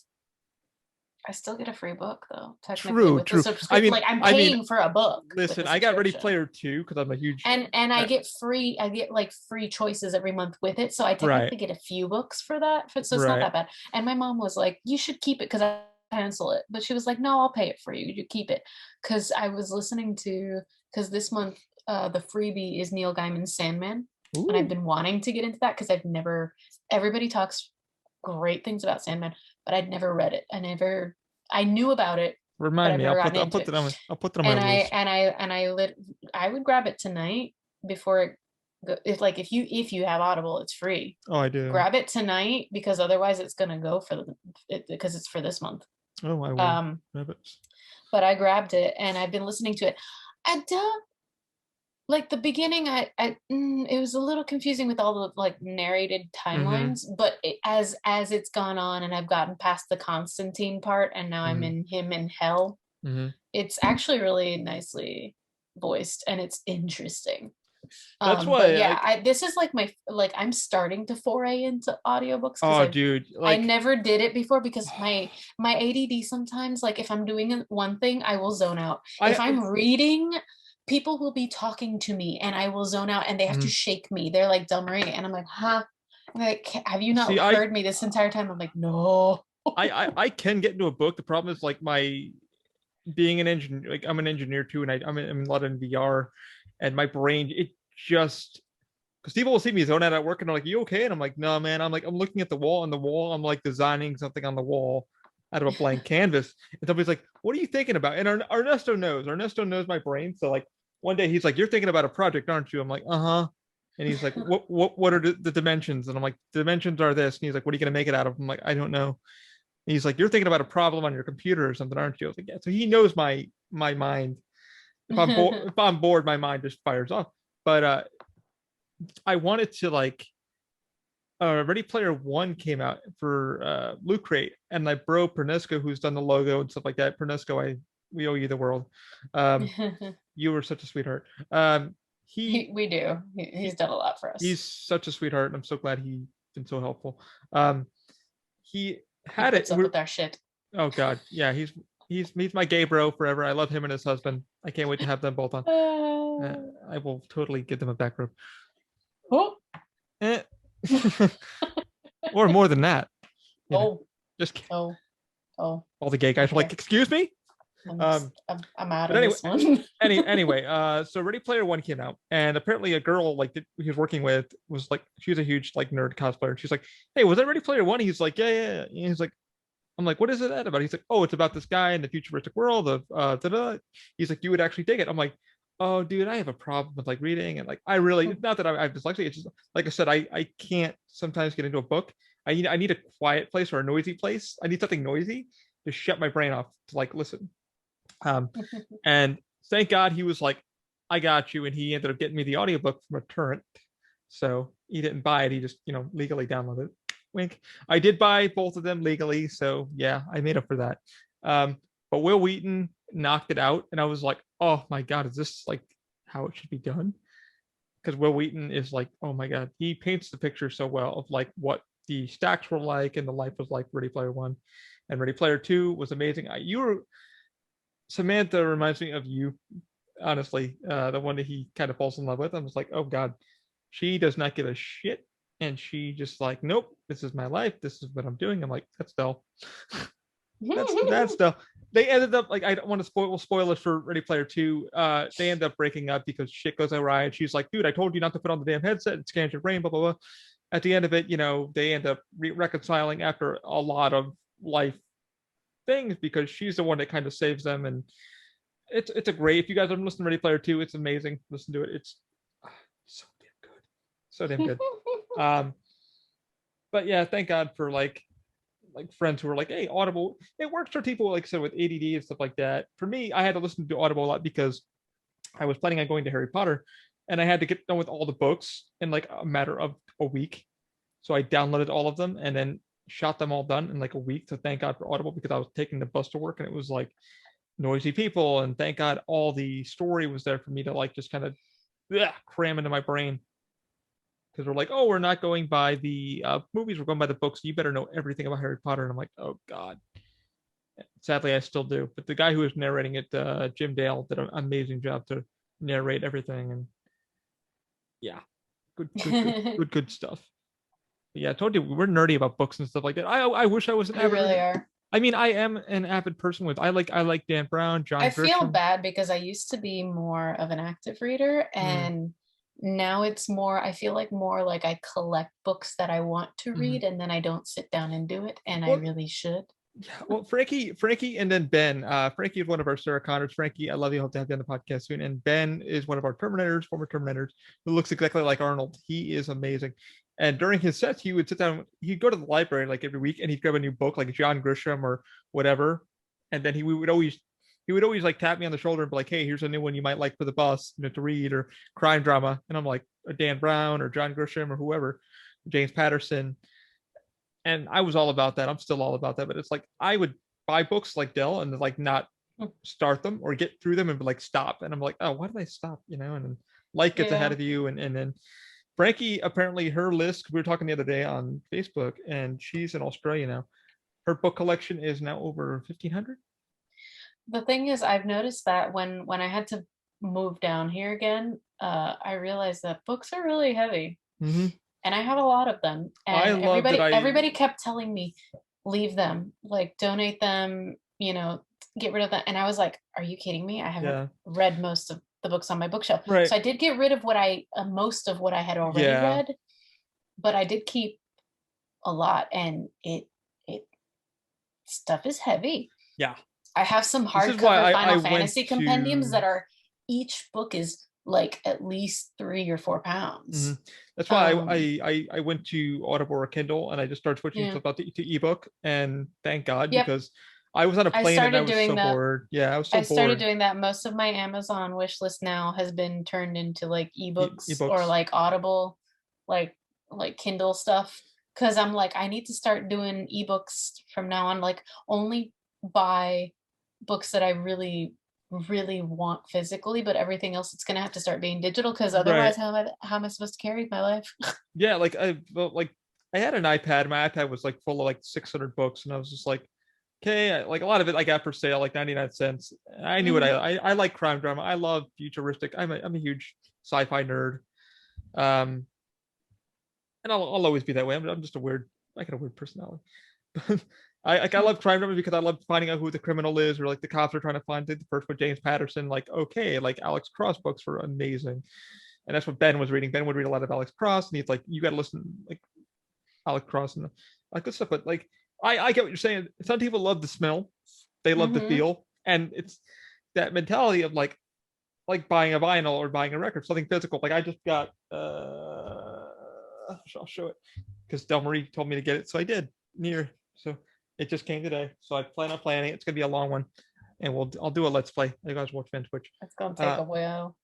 Yeah, I have no life, so I'll be okay. Who has a life? What's a life? What's a life? That? I don't.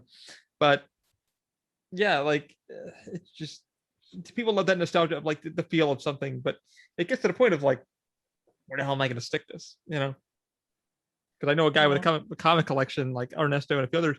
A lot of my friends are switching over to digital because it's a lot cheaper, and they don't have to rush out and grab it like from the store, or hey, we're sold out of that. We don't have that anymore. So either get it digital. Oh, it's like us with video games too. We're the same way. We like either we'll get it digital or physical, and mostly now it's becoming digital. It really is. And our hard drives are starting to get more packed, and we're like, oops. I remember when I first got my first 1 terabyte external drive, and I got it in college. I filled that sucker up in 2 weeks. Everybody was like, what the hell did you put in there? And I'm like, a lot of images and videos, apparently. To be fair, the entire, and I mean the entire 80s Thundercats series is on that hard drive. Yeah, that one's a good one. And I mean the entire, like from like the very first episode where they're like up in space and then they end up on Thundera, to like the last stuff with Pumira and White Tiger and all that stuff. Like, I have the whole thing. I have no. Oh, and you remember Reboot? Refresh my memory. Like it's an old like 3D animated show where they lived in a computer, and they had like the viruses, and they had to do games. Okay, yep. I have all 4 seasons, which are next to impossible to find, by the way. Apparently there's a reason why, and there was a yesteryear about that. Yeah, I was watching like this whole mess about it's a legal things. And the animation kept changing because they kept going to different studios. And Oof. But I have all 4 seasons, and Sean Beatty, bless his heart, I feel so bad.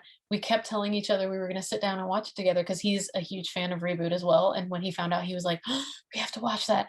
And we never did. But Sean Beatty, if you're out there listening, we still have a Reboot date one of these days. We're going to watch Reboot. It's Yeah, going to happen. It's got to happen. We got to talk Reboot. Yeah, yeah, it's something But I I watched. have the whole thing, and I refuse to delete that off my hard drive. We need to get you a bigger. We need to get you a NAS. Listen, my 2 terabyte from my PS4 is like almost full. Yeah, like I've offered to help her out fix her computer, and she's like, I'm like, hey, can you just show me a, like, not being trying to be crazy, but like show me what you got? And she's It'll like, happen. and I'm It'll looking at it, happen, and baby. I'm like, okay, do you have an extra hard drive around? She's like, no, and I'm like, I literally don't. I don't have okay. another Well, hard drive. I have some solutions. We'll talk about it off the podcast, but I have solutions that I'm like, okay, Okay. this is gonna take me a week. I need her blessing of just patience with me to move stuff. As long Safe. as you don't like delete all my shit, No, I'll cry. we need to move it somewhere safe. So like if there's a fire Yeah. or something, it's safe. Yeah.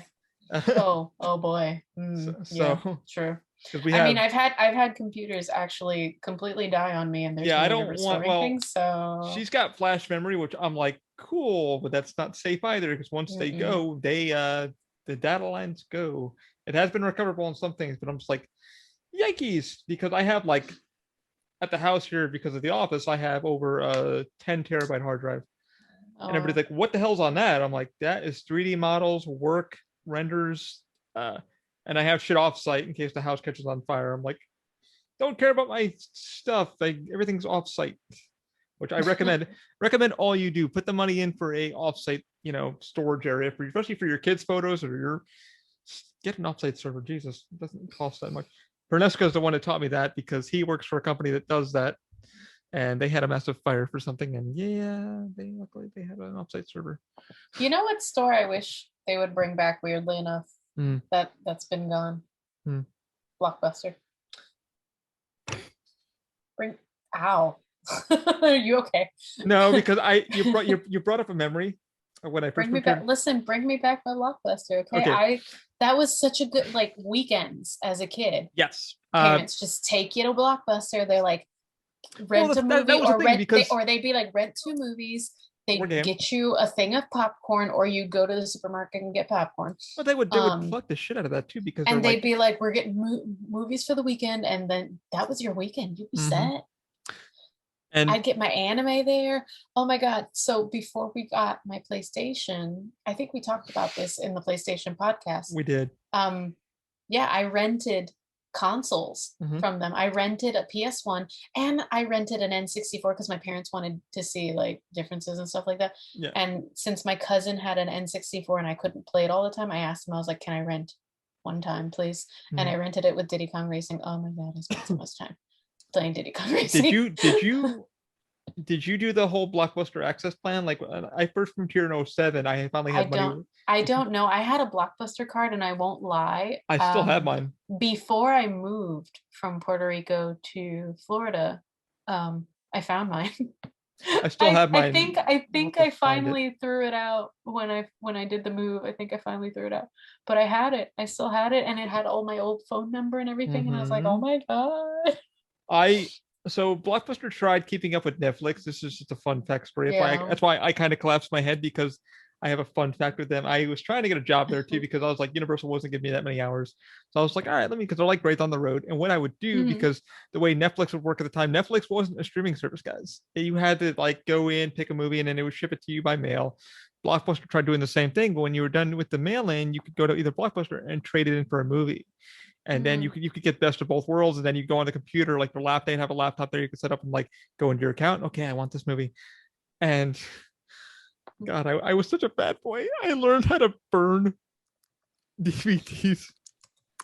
That half of my DVD collection is like burned from them because I would just rip it and just shit. I have tons because like when I moved, all my stuff got stolen. Like I moved, all my DVDs got stolen and stuff. But I ended up doing like their Blockbuster stuff. But like they had what like, do you mean they got stolen? I just had bad friends. They would just steal my DVDs. Oh my God. Yeah. I remember I lent a few games back in the PS2 era. I did lend some games to friends and I did not get them back, and that Nope. pissed me off.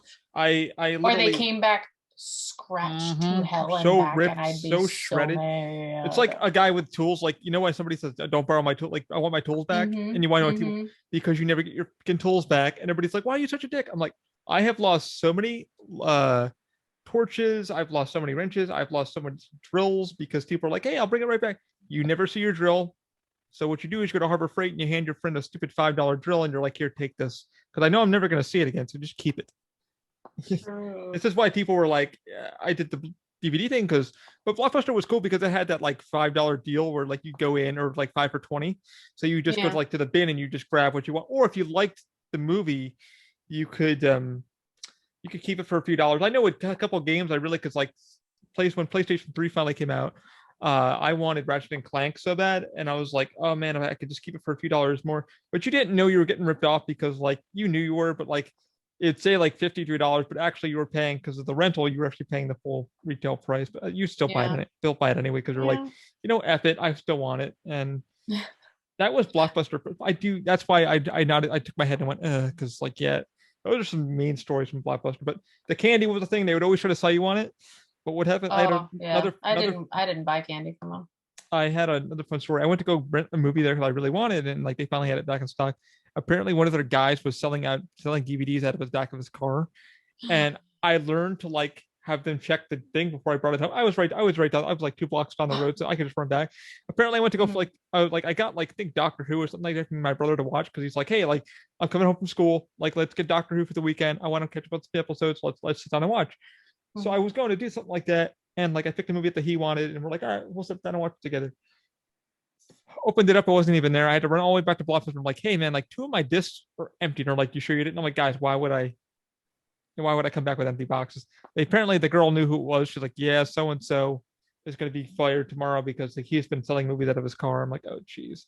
And then a month later they went out of, Blockbuster went Chapter 11 bankruptcy, Yeah. and you know Oh. Oh my God. it. What a Yeah, time. I mean, Well. I miss it, but I don't miss it. Yeah, I guess that makes sense. I I mean, mean, I do sometimes buy games off GameFly and things like that. GameFly kind of oh, I miss functions as a GameFly. bloss. No, GameFly still exists. I know, but I can't afford it. That's why I miss it. Oh yeah, I used to rent a few times, but then I found out like, hey, they'll also sell you games sometimes. So if I don't care if it has the box or anything, I don't. sometimes Yeah. I'll buy them because they're still in good condition. Oh, dude, I would so like GameFly. I learned how to like get the brand new titles like that day, and everybody's like, "Wait, Yeah. how the hell did you do that?" I'm like, "Okay, you can't really rent anything. You got to kind of have it at the top of the list, and then like have your list clear." And my Yeah. brother, when Force Awakens came out, I kind of treated him to like Force Awakens because it was like $14. And then I was like, I remember I texted him, I'm like, "Hey, did a thing come your way?" He's like, "Oh yeah, I already beat it." I'm like, "You mother." He's like, I think no, no, I love you, I love you so much. Once I got it, I beat it like that weekend. I love you, but thank you. And I'm like, you're I an mean, asshole. they still have old school games. They'll still sell you PSP and Oh, PS2 games. Oh, oh yeah, yeah. Like that was the place where you go and just get all your stuff. well, It's not. apparently, never mind. Nothing shows up. I mean, it's not GameFly. It's not GameFly. It's us because we can't afford it anymore because we're broke like that. Because like that's how it always worked. I had to keep it for like my mom was like, "Why are you spending so much money on GameFly?" I'm like, "Listen, I could spend $60 on games, or I could just spend like $60 for like the whole few months and then play what I want and send it back."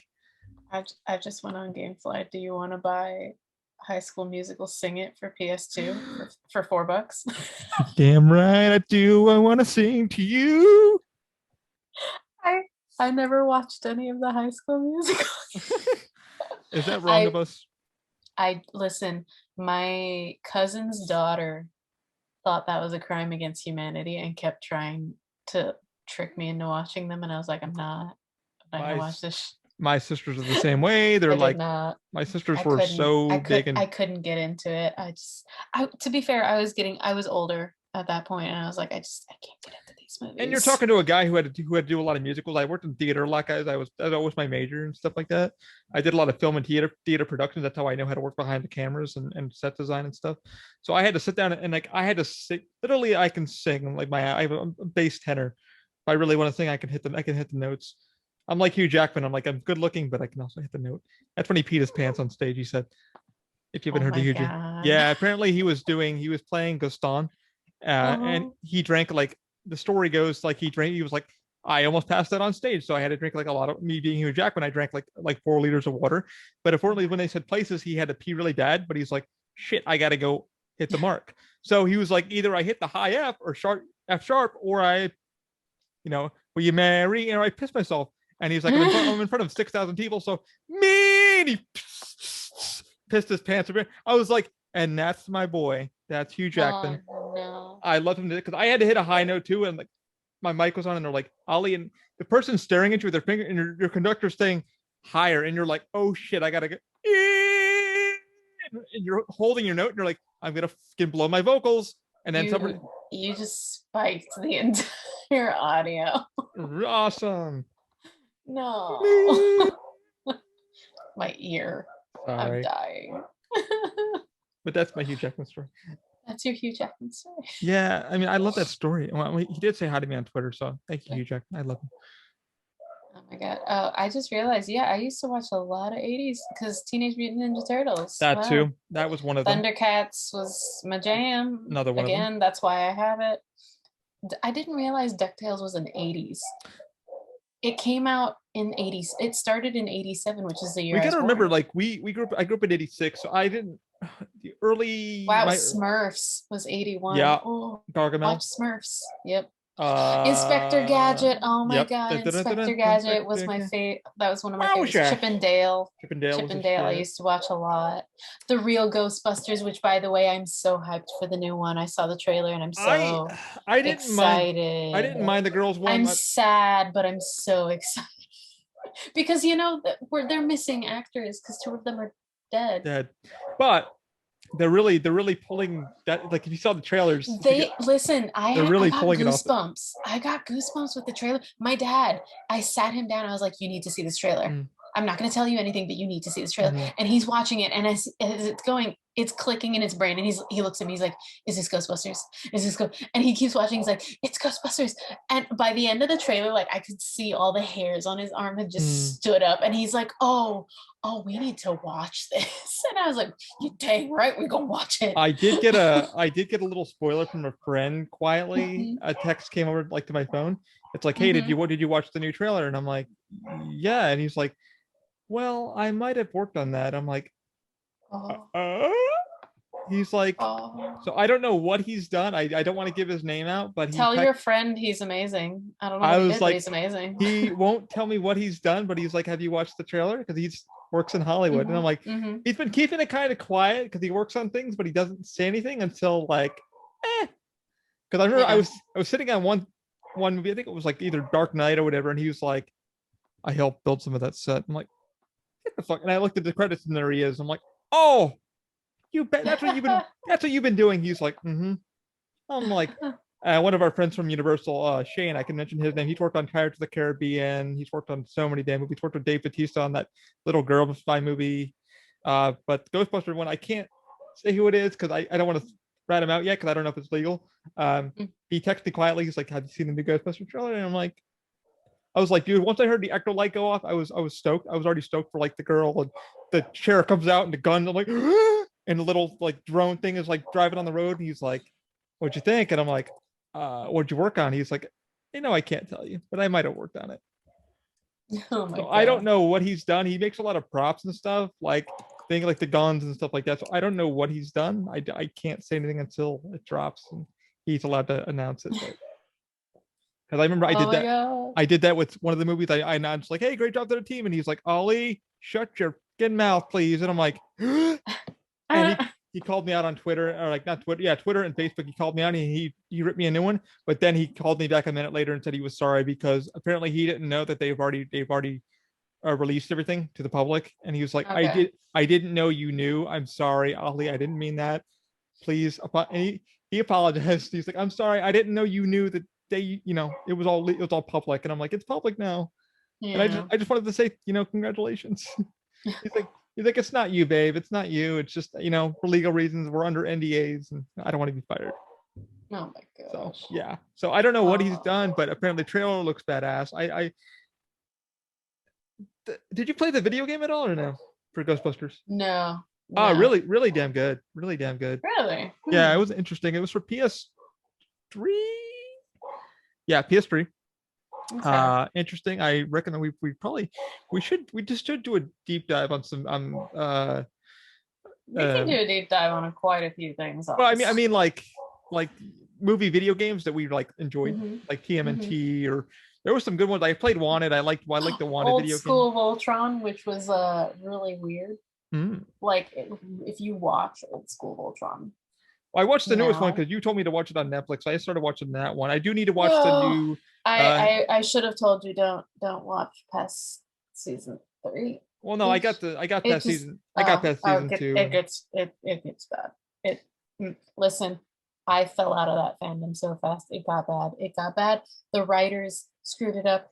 The fans kind of screwed it up, but not really. It was more like the writers, and then it was Universal and whatever the hell other company is like that owns Voltron that got mad because the fans were all adults and they wanted to cater it to kids, so they just kind Well, of they vindictively messed up they the want the entire damn show. they want the merchandising. That's what it comes down to with people. Well, It's they like could have had merchandise. the merchandising, but like adults would have bought the merch too. And why is that an issue? Because you get more money out of adults than you do kids. Always money. Always fucking Like if you money. think about it, you were going to get more merch Mm. out of catering to adults than to kids. It's like But when we. what they did with like the whole like they got mad that the fans were shipping characters and making them like gay and things like that. And Look at to be Star fair, Trek. I did too because one of the characters did end up gay, so I Yeah, was like, called it, yeah. damn it.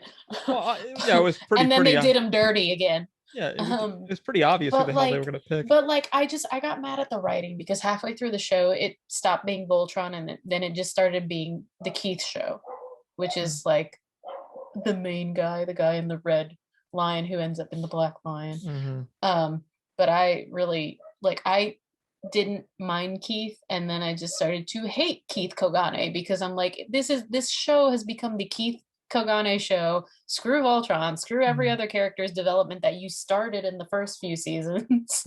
Just they literally just kind of swept it under the rug and said, nah. Yeah, that's a problem with a lot of these shows. A lot of the writers, like Yeah. the showrunners, go, okay, The same thing we tap happened to this, we Once tap Upon a that. Time. Once Upon a Time was so good. It I had heard. so much potential, and then the last 2 seasons, it just dive bombed That's why I like. so much. I listen to. Well, I'm a huge nerd with writers. I'm a writer too. Like I've written screenplays and shit. My brother's found a few of my scripts. He's like, how did this never become a thing? And I was like, I don't know. That was for a short writing class. He's like, how do you know what they're going to say? I'm like, I don't know. It's funny because I actually mentioned the story to Del Marie the other day, the short story that I wanted to read, like do a read along.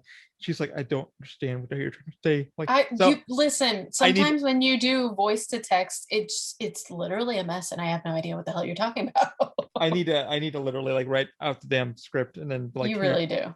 You do. here you go, because I'm like, and somebody's like, just write it out for her and then she'll understand what you're trying to persuade. And I'm like, because my Mm. friends are like, you used to write a lot of shit. I'm like, I did, but I don't know what happened. Or like, you not like writing? I'm like, I do. It's just sitting down for a couple hours and then figuring out what each person's gonna say and then putting the the exterior shot. And then she's like, well, you're thinking filmmaking wise. I'm like, that's how a writer thinks.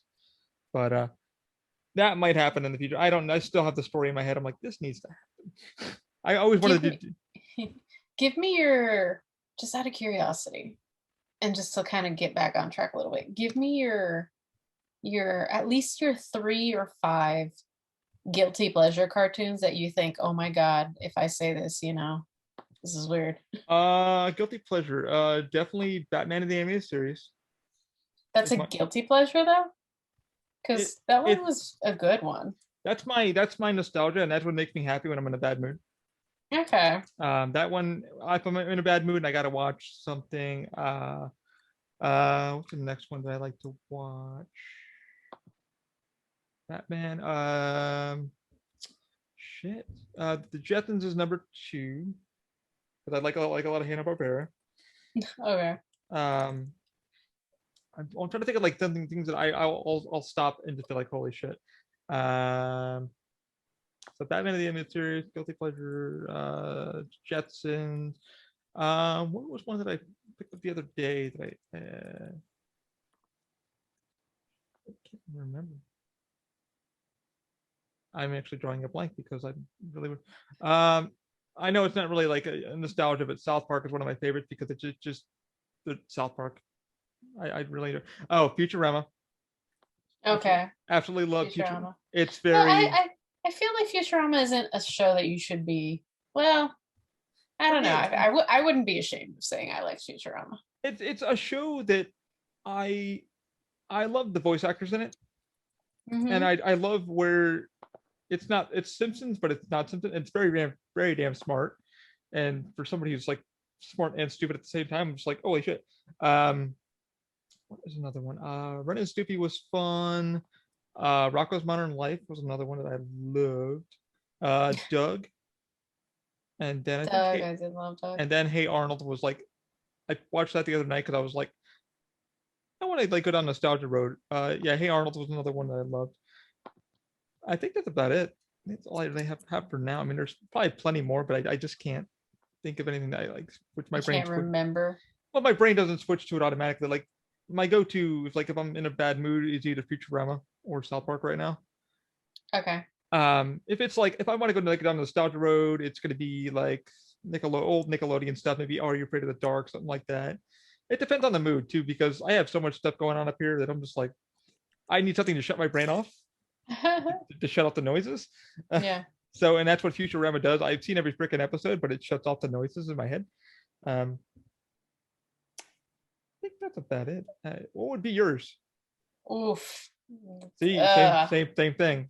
Calling me out of my No, calling no, me out of no. my shit. I know what my guilty pleasures are. It's just Say it. so, so there's quite a few. That's my problem. I made a list. So keep in mind, friends, the me of now is not the me of then, and the me of then was a very girly child because again, I am a girl.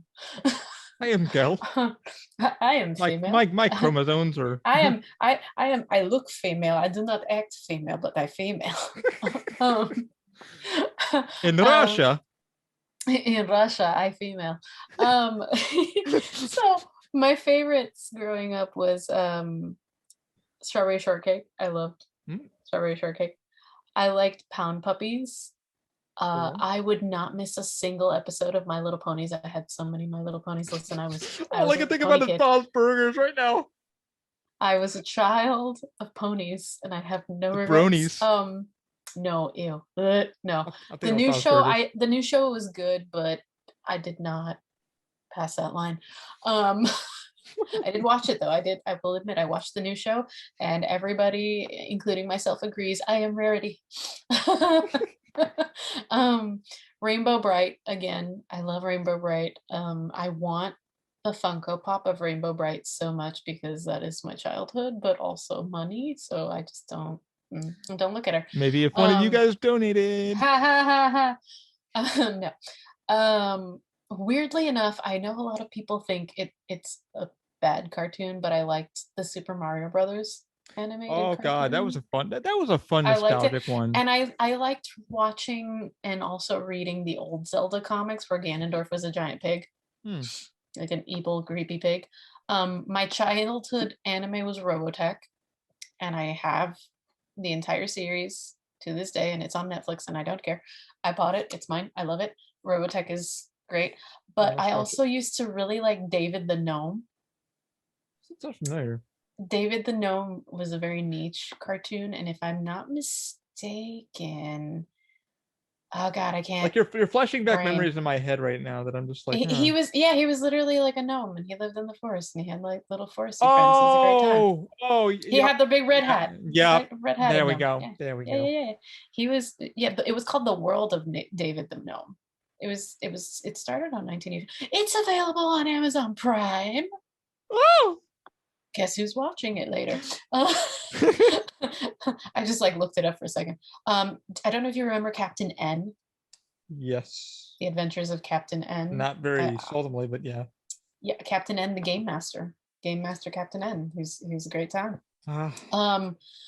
Another one that I had to look up because I thought I imagined it and it was not my imagination. It was actually a show. It was Denver the Last Dinosaur.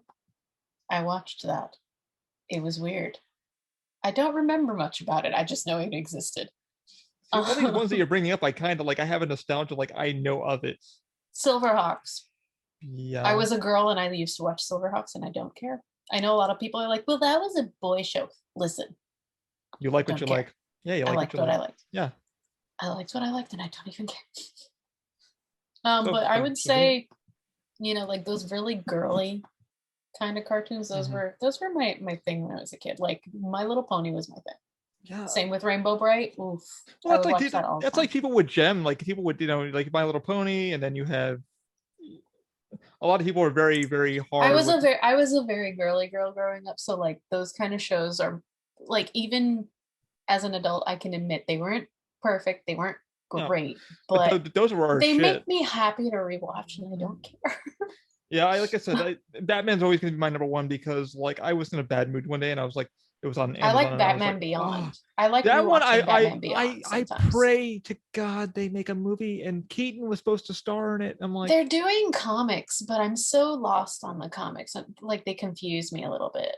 because something happened with Keaton and Keaton was like, oh, we're gonna do a live action of Beyond, and I'm like, oh, I would love to see that, but make it Do you remember happen. the old Hanna-Barbera like crack cartoons, as I like to call them, because they were just so weird Well, and like slapstick well, psychedelic. Like, that's what it was though. Do you remember the dog Hong Kong Fooey? Yes, Wacky Which Racers, Hong Kong which Phooey, I regret saying that because I know that nowadays people are gonna be like, that was a racist show. Listen, Dick I'm sorry. Dick Tracy, Pink I'm Panther. sorry.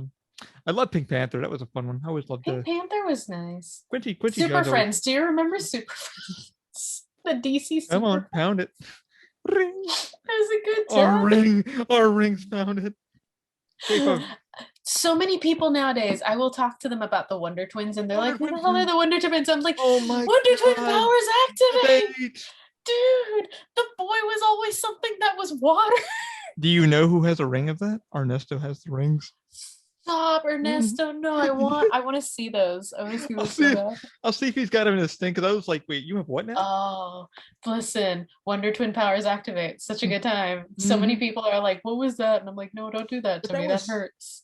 it's kind of sad thing. Like, okay, we're 90s, like Nickelodeon was our thing, but like we're going back to 80s, and like you guys are talking about, oh my. There was a lot of 80s But that was the cartoons thing that that like when like you're, I was born in I 80, I watched. was born in 86, but you got to remember your parents. That's what they were Yeah. throwing to you And because not like, only that, like when you were born in 86, 87, that's when these cartoons started coming out. So you mhm. did grow up with them Well, because it was a lot even of in the beginning of the 90s, because that was the end of the 80s. So beginning of the 90s, these shows were still it's going, in like Care Bears, yeah. Popples, Oh my God! In you know. syndication, you had like the Care Bears was a huge thing, and then you had I He loved Man, Care Bears. He I Man, watched all the He Care Man Bears. Master of the Universe, which came out with Skeletor and all that Oh stuff. my God. So fun fact, and a lot anybody who grew up with me on the island who actually listens to this, if they listen to this, they know that one year at a comic convention I didn't say what I was going to dress up as. I just said I'm going to cosplay.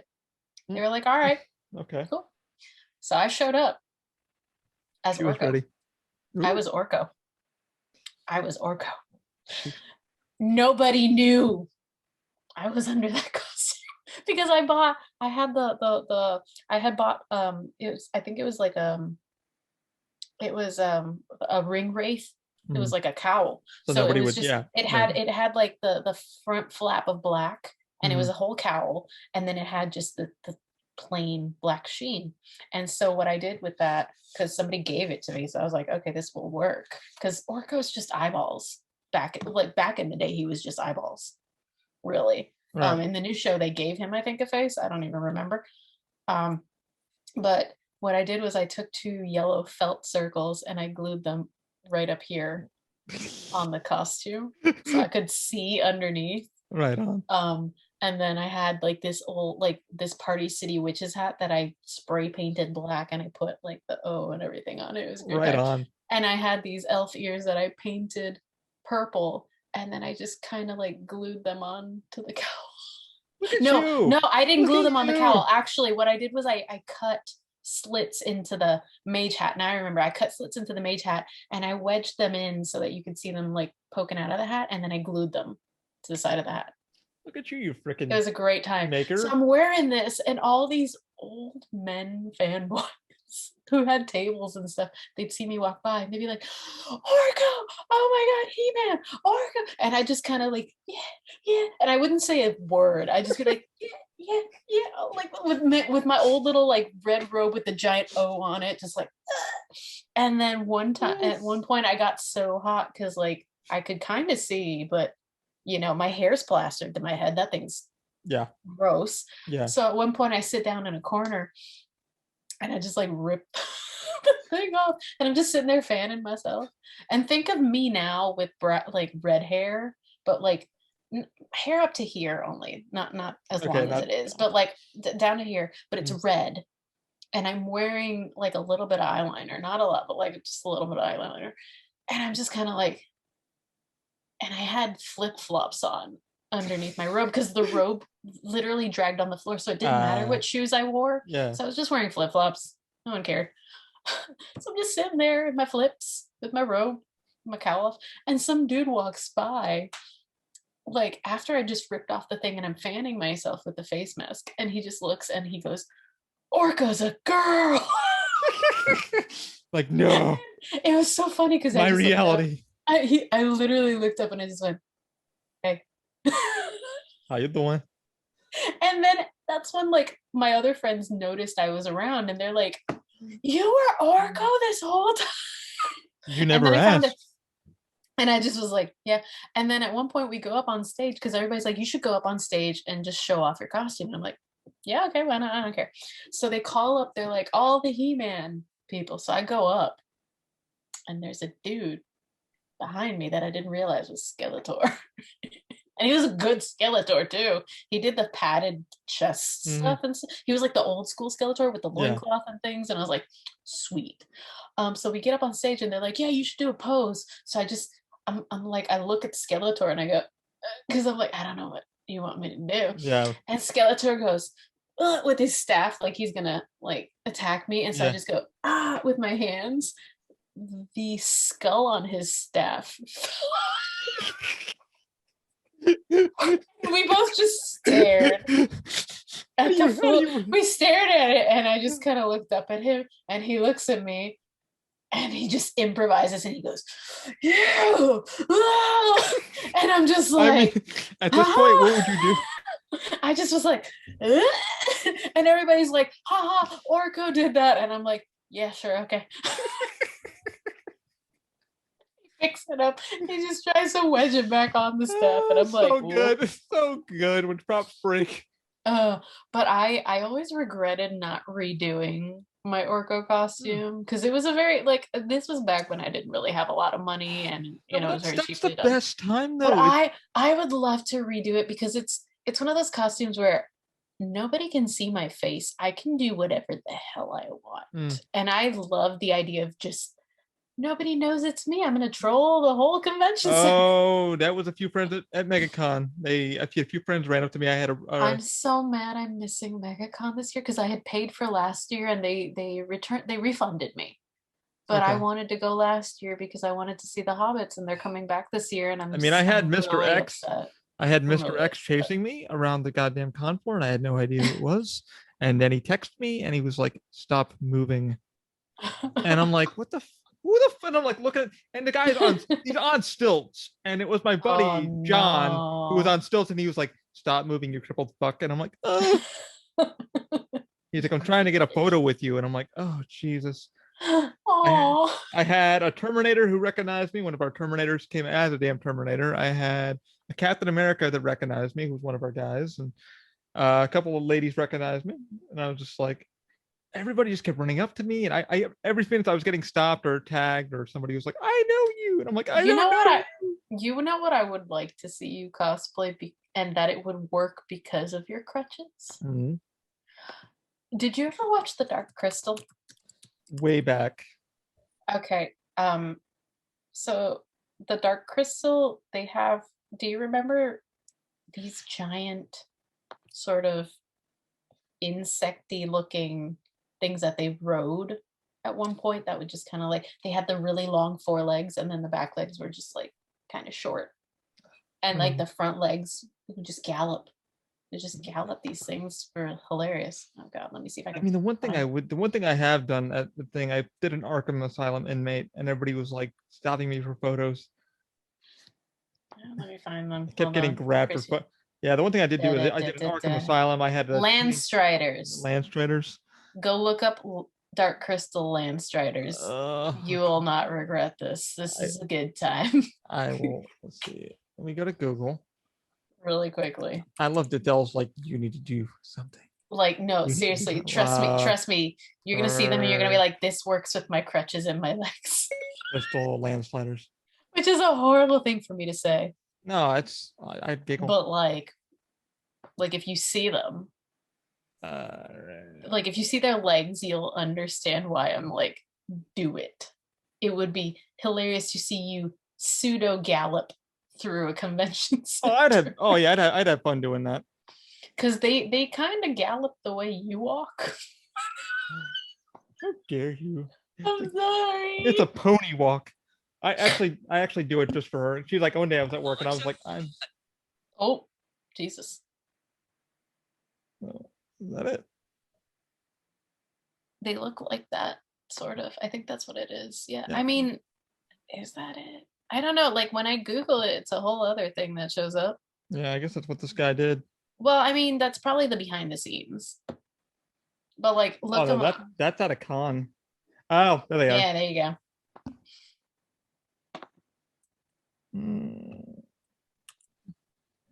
I wonder if somebody did. Oh, there have been people who've done, oh god, costumes. I would do it. Like if you watch later an animated video of how they walk. Oh, I would. It's like it's stilties. It's basically stilts, and I'm like, you could do that with crutches. Oh yeah, I would totally. One thing we did want to do for a con, and my buddy Trent Ward, who's I think a fix artist, we were gonna do it for Halloween Horror Nights, and I went to go to the shop, which I was not allowed to take photos and stuff like that. I had to put my phone away because they were making some really good shit for Horror Nights. And one of the makeup artists comes up to me, he goes, "I want to mold your crutches and put fake legs on them, and then shoes." And I'm like, I'm for this. And we were like giggling and laughing because one of the girls wanted to do copy my mold my legs and literally do that. And I was like, I'll do it. I don't care. I'm actually really upset, by the way, because when the prequel Dark Crystal came out on Netflix, I binged that in 2 days because obviously I was working at Universal. So like I had to do 2 days to binge it because I had to, go work, come back.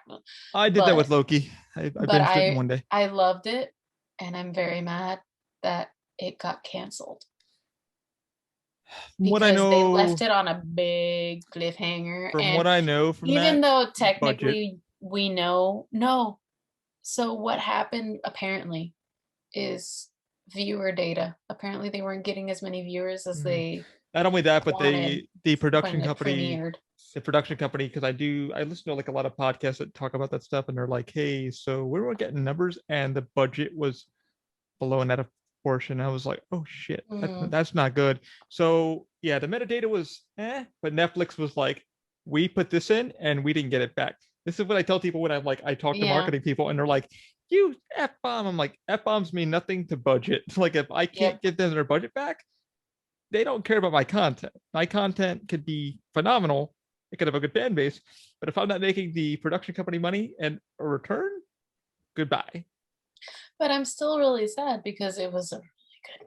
It was a really good. Oh yeah, like I think first season. Kevin Smith brought it up on his podcast on Batman on Batman, and that's what they brought up. They said metadata number one, but the budget was so blown because Netflix was Netflix is Netflix, and they're like, hey, we're gonna give you guys a budget of X, and because they were expecting, they had a really good voice cast too. I mean, Mark Hamill was on it, Helena Bonham Carter. Oh god, yeah. Andy Samberg, Natalie Dormer was on it. Eddie Izzard, who oh god, yeah. I mean, like that cast, I can't even imagine how I was so excited and like to have my dreams just shattered like Well, I Really wasn't bad. with Netflix. I've learned with Netflix because I have like the friends that work in the field. My one friend probably worked on Ghostbusters. I can't say it. Just Mhm. learning the shit that they do, and then like the shit that they told, like they tell me about weekly or daily. Like Shane told me about a project, and he was like something that was supposed to be on Netflix, but he's like, oh, that fell through. I'm like, what do you mean? He's like, yeah, I got flown out to Georgia to work on something. Here's a couple of screenshots, but it will never see the light of day. I'm like, wait, what happened? He's like, um, creative differences, and let's just say money. And I'm like, oh god. He showed me a project that Netflix was planning on working on, and they had to cancel it because of budget. They said, nope, if we can't make back our money, we're not doing it. So the whole director, I mean, they flew him out for everything to do some makeup tests, but no. And I can't say the show because it's still under like an NDA. But I'm like, geez, and it was a really good like comic show, and I'm like, that sucks.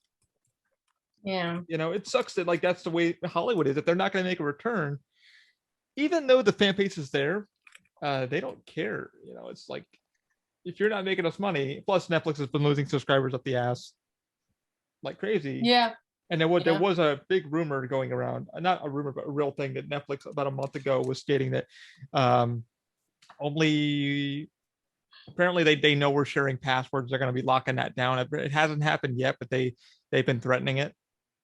They're like, Yeah. hey, so we're going to lock down all your accounts, only one per that. And I'm like, yeah, they know. So if y'all think you're slick, hand out your passwords. Netflix knows. They're not stupid. They can see the IP address. They can see everything. So Netflix made a big warning. I don't know if it's ever going to happen, but hopefully, not. But it sucks. I need to really watch that because I love puppeteering and I love all that stuff. Everybody said, you haven't watched Dark Crystal? I'm like, not in many years, but the new one I heard was like amazing. Just the puppeteering and work on that Yeah. and The CG. puppeteer. Oh my god. Listen, please watch it. So Oh, good. I will. I just need to. I'll probably watch it on big screen and VR because I want to get that big screen feel. That Like, VR feel.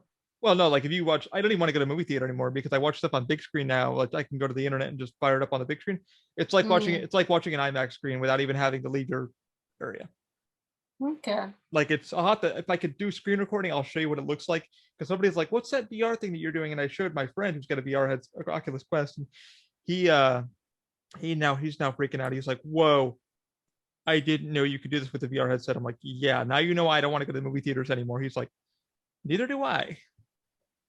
Because like Okay. no one's kicking your chair. You could turn the light up, and then you could change to a living room scene, or I'll have to take if I can do video, I'll do a video screenshot so you can see what I'm talking about to do it Okay. justice. But like I went to there's like one theater, and you can actually like log in with live people and watch TV shows or movies with them like in real time.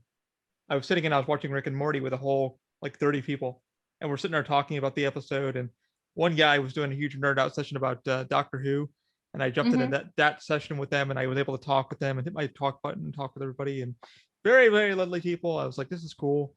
Um, yeah, I don't think I'd ever want to go back to a movie theater once I've done the VR experience. It looks just as good and just as clear as day, and the 3D effects look amazing. I do the sci-fi theater because when you look above all like the starry skies above your head and there's like a Mm-hmm. planet going over as you're like watching a movie and you're like, oh, this is cool. You could switch seats and you can like move around, turn the lights up and down and all that crap. So and the sounds just as good as a 5.1. But Yeah. I digress. That kind of crap that I do. But I have to watch it. I need to. It's a show that I didn't jump on immediately. I know everybody's like, jump on this. There's just too much to watch.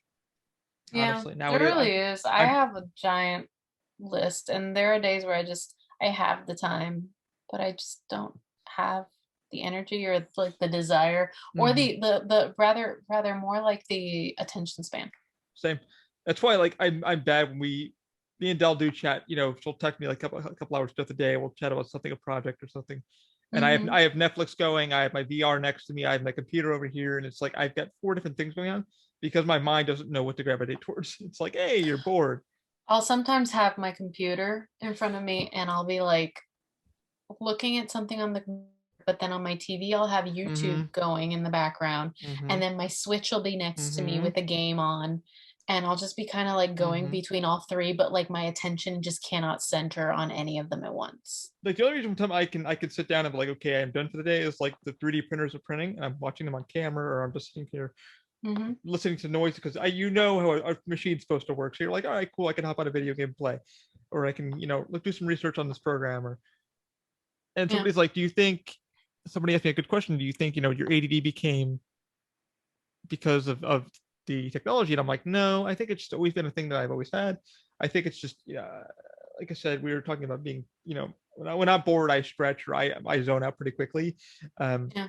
And I don't know if it's technology that's changed that. I mean, my phone's always next to me because I'm always entering email or always looking for a new product for quick research. But it's weird. Like back then it was like 2-3 channels, but now it's like, oh my God, there's so much tech or so much stuff. We can absorb so much, but our brains are like, what the hell do we do? What do we want to do? It's hard. It really is hard to keep your attention forward. And that's wild because, like you just said, you have to switch on. I have YouTube on or whatever. But somebody's like, does it suck? And I'm like, it sometimes. I mean, there's just too much media even like want to watch. It's hard because I want to get into some shows and I look how long the seasons are or episodes are, and I'm like, I don't have the time for that. I don't have the time for like a 40-minute episode. I can't watch a lot of like animes and stuff because if it's more than 12 to 20, more than 12 or 20 episodes, like if it can get up to 20, up to 24, I'd say. But if it's more than that, I literally just kind of back out prematurely. I'm like, I don't have like time the one or that the patience for these kind of things. Yeah, the Experiment of Land I ended up watching in I was like, I finished the Experiments of Land. It was totally up my alley. It's still futuristic, and I ended up like deep diving like deeper into the story because somebody broke it down deeper of like, she was God, she was the creator, and I'm like, and that was like I had to like go to so many things to find it, and YouTube had like a whole thing, and I'm like, all right, cool, I'll watch it on YouTube. And I had to look through like how many episodes that was, and I'm like, oh, thank God, there's not so many. I can kind of just deep fling it through because Serial Experiment Lane was only like what, maybe 12 episodes at the most. Yeah, and they were very short, and so it kept my brain kind of like my speed of like, okay, you got it, cool, you're done, you did it, you shot one out, got it done. But there was a lot to take into that. Thank God my brain was like, okay, take this in, and now you absorb the episode and yada yada. Yeah. And I think that's what Disney's trying to do now with all the shows now too. They're trying to release one per week because they know people's attention spans are shot, and they don't want them spoiling it. And Netflix is kind of learned the same thing of like, it comes back to our nostalgia moment of like all the shows we watched, because you get a 12-minute episode of Care Bears or Alvin and the Chipmunks or what the hell ever, and it was like you'd have to wait a whole another week for that to show up. So you didn't know what happened with Jen and the Holograms or Skeletor or what have you. I'm going through so many different shows because it's kind of a nostalgia of what that was. Of that whole waiting for the weekend to watch new episodes thing. Yeah. Oh God. And you'd like Power Rangers, same thing. You'd have to wait to the next day or next week for the next Power Ranger episode. What happened to Tommy? What happened to, the Yellow Ranger? Is Rita going to kick their ass? What the hell? You didn't know. Nope.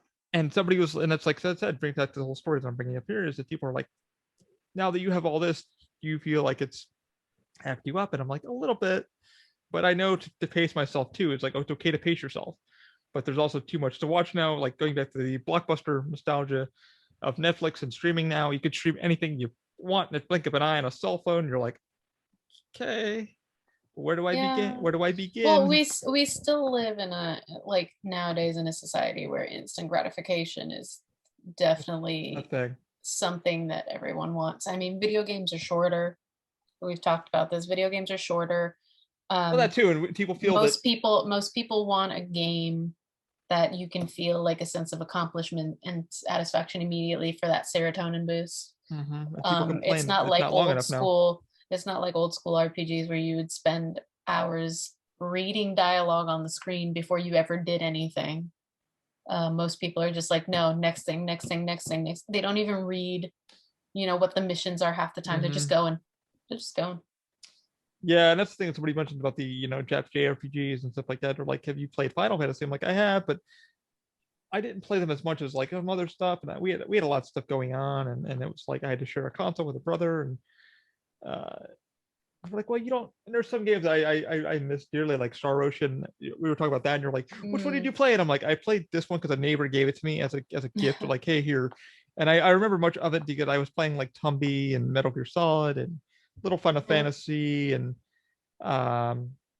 There's so much. I only got so many games because we were so damn broke. So, but our speed of how we consume is like it's insanity that people are Yeah, that it's and it's pretty wild if you think about that. mhm.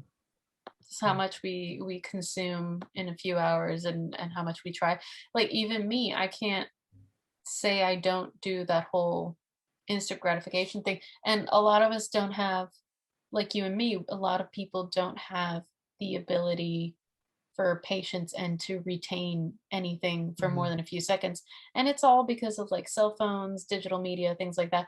Like we're bombarded with things all the time. Mm. And that's why, like, I'll sit with my laptop while watching a show and I'll be browsing and I'll have my Switch on and I'll be like playing a game on my phone.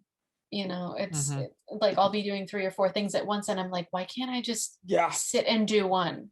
I Why do I know. have to do? And even my parents will walk by and be like, why are you doing 20 things at once? Like, That's sit how my down and brain. concentrate on one. And I'm like, I literally cannot. That's me. Like that's how my mindset works. It's like everybody's like, how are you studying and like doing this program and like listening to music? I'm like, it turns off my brain, turns off the side of my brain that I need to focus. Yeah. And everybody's like, that's weird that you need that. I'm like I said, books are like that's my thing with books too. Is like I need a noisy area. Like when I read scripts, I need a noisy Mhm. area to shut my Oh, brain off. I can't do Yeah, noise, I like too need much noise. I can't.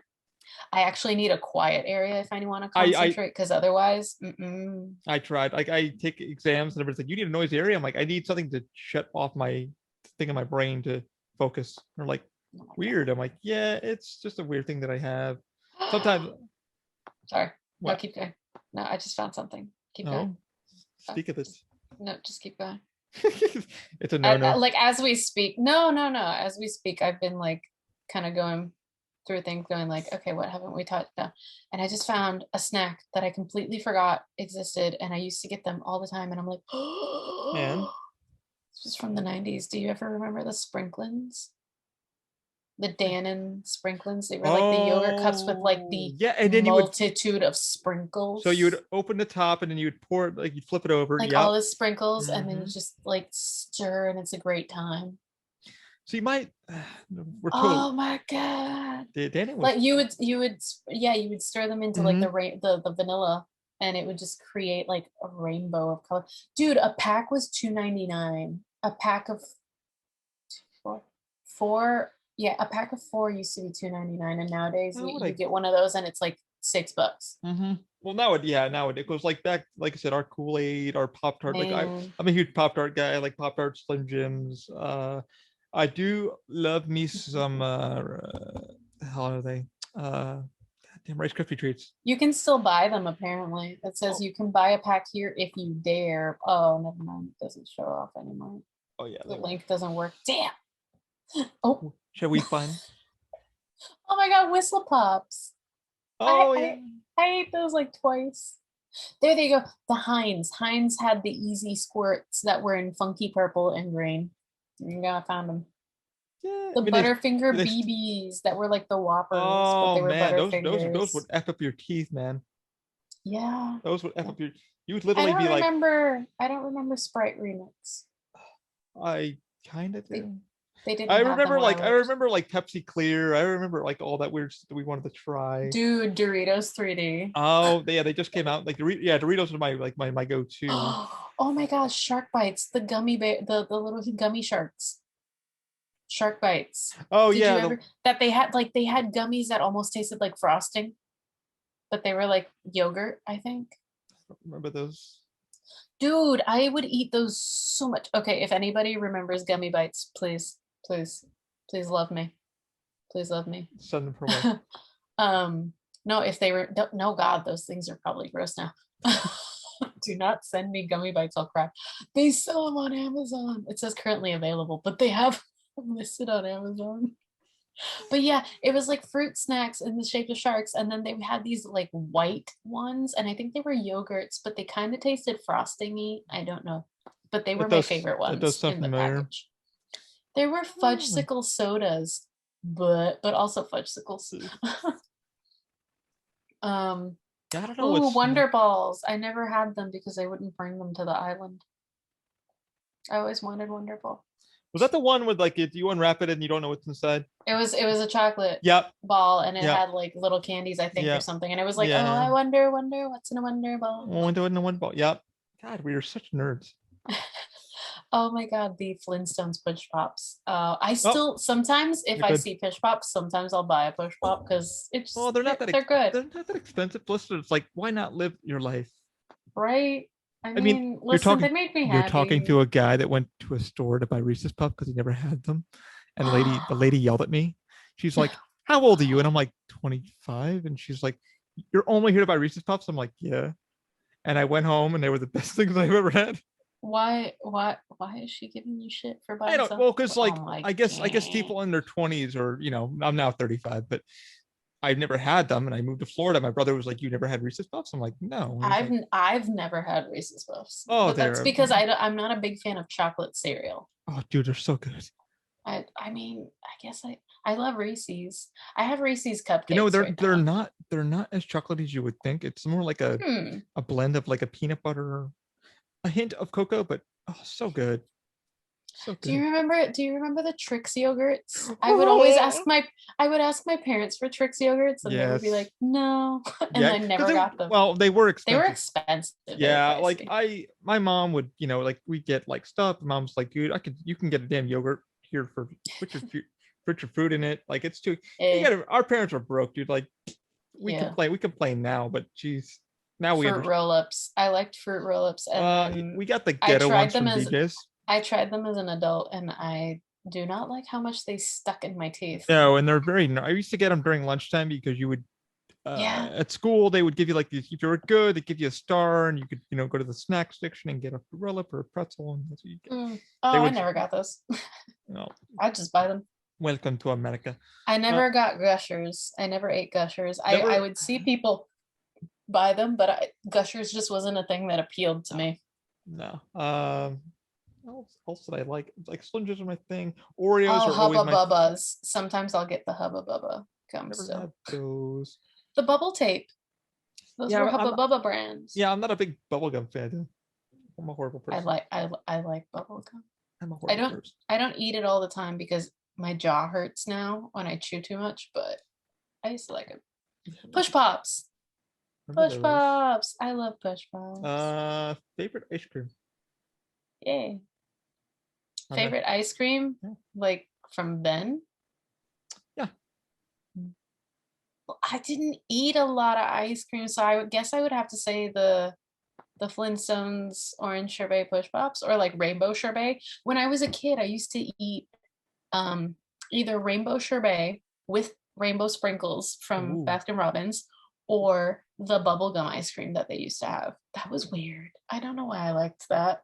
I The bubblegum ice cream that had pieces of bubblegum in it. Like, Yeah, why? I don't. We were listen, weird. We I were was weird. a kid and Yeah, we were weird. children like bubblegummy things.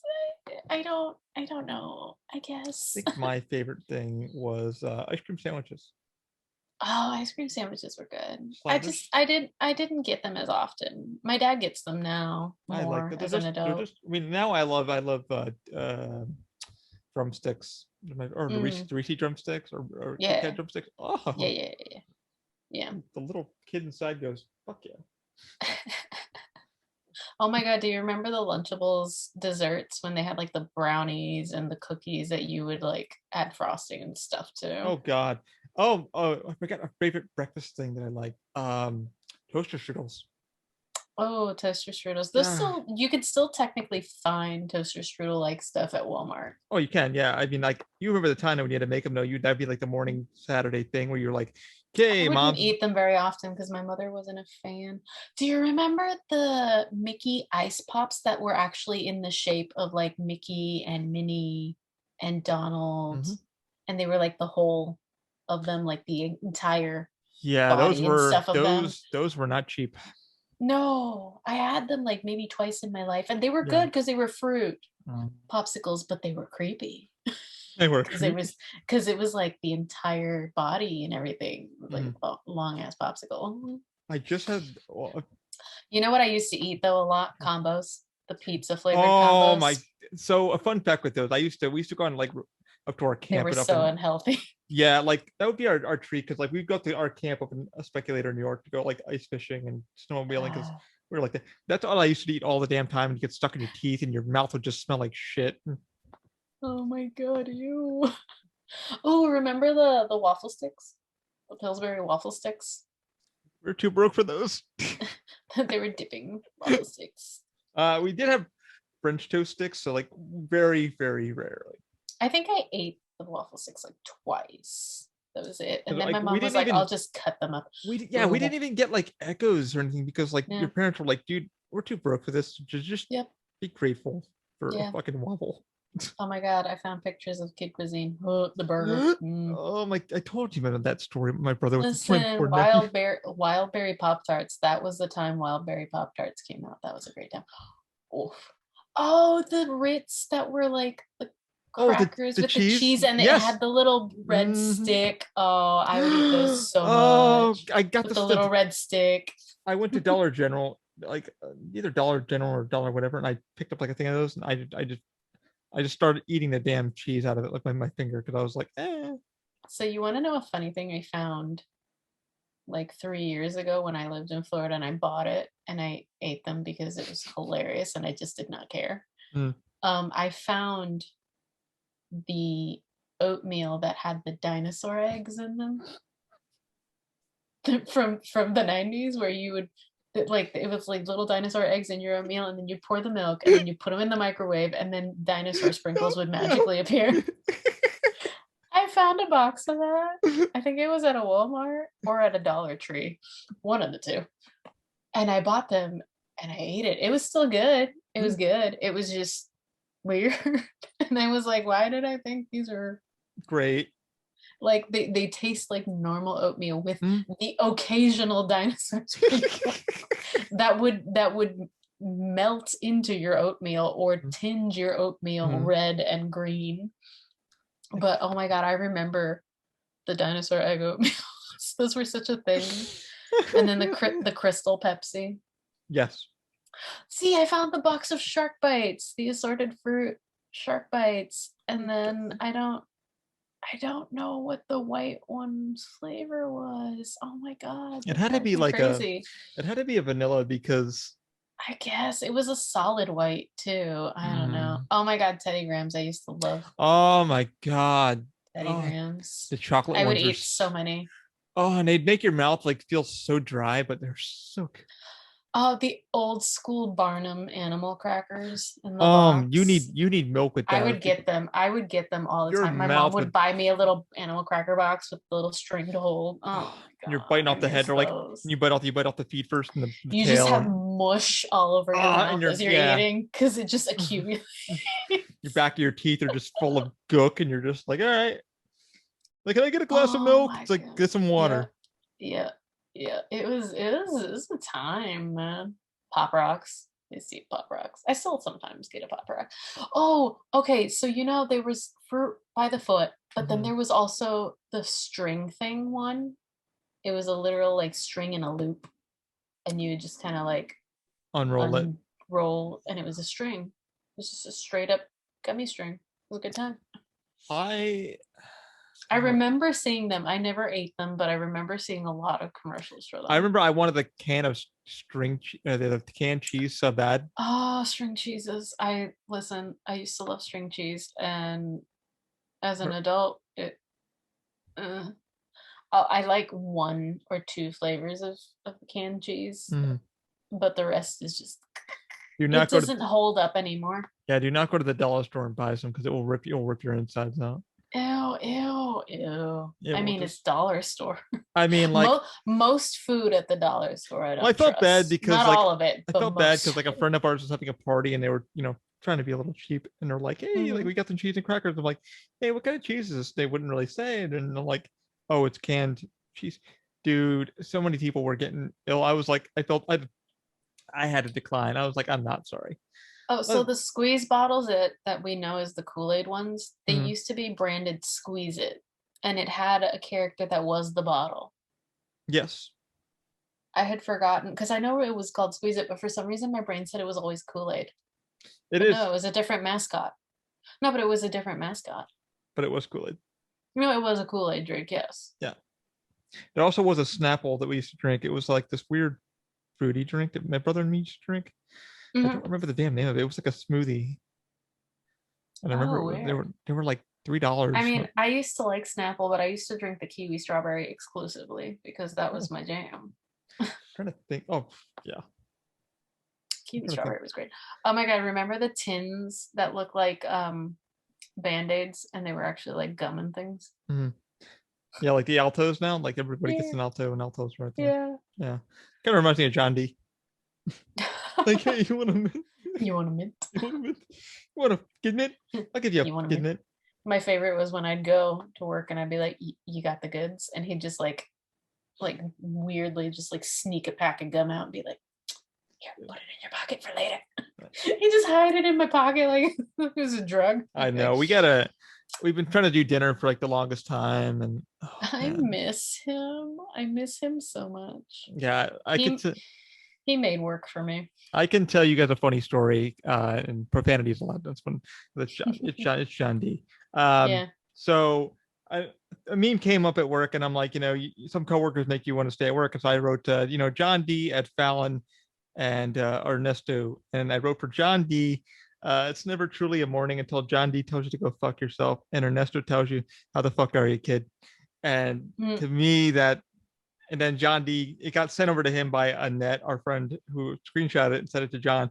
And then John texted me at like 1 a.m. It was like, yep, I fucking love you, kid. Go fuck yourself. Have a good night. I went, oh, I love you too. And then the Oh. next morning he went, good morning, go fuck yourself. And I'm like, love you. Thanks, Dad.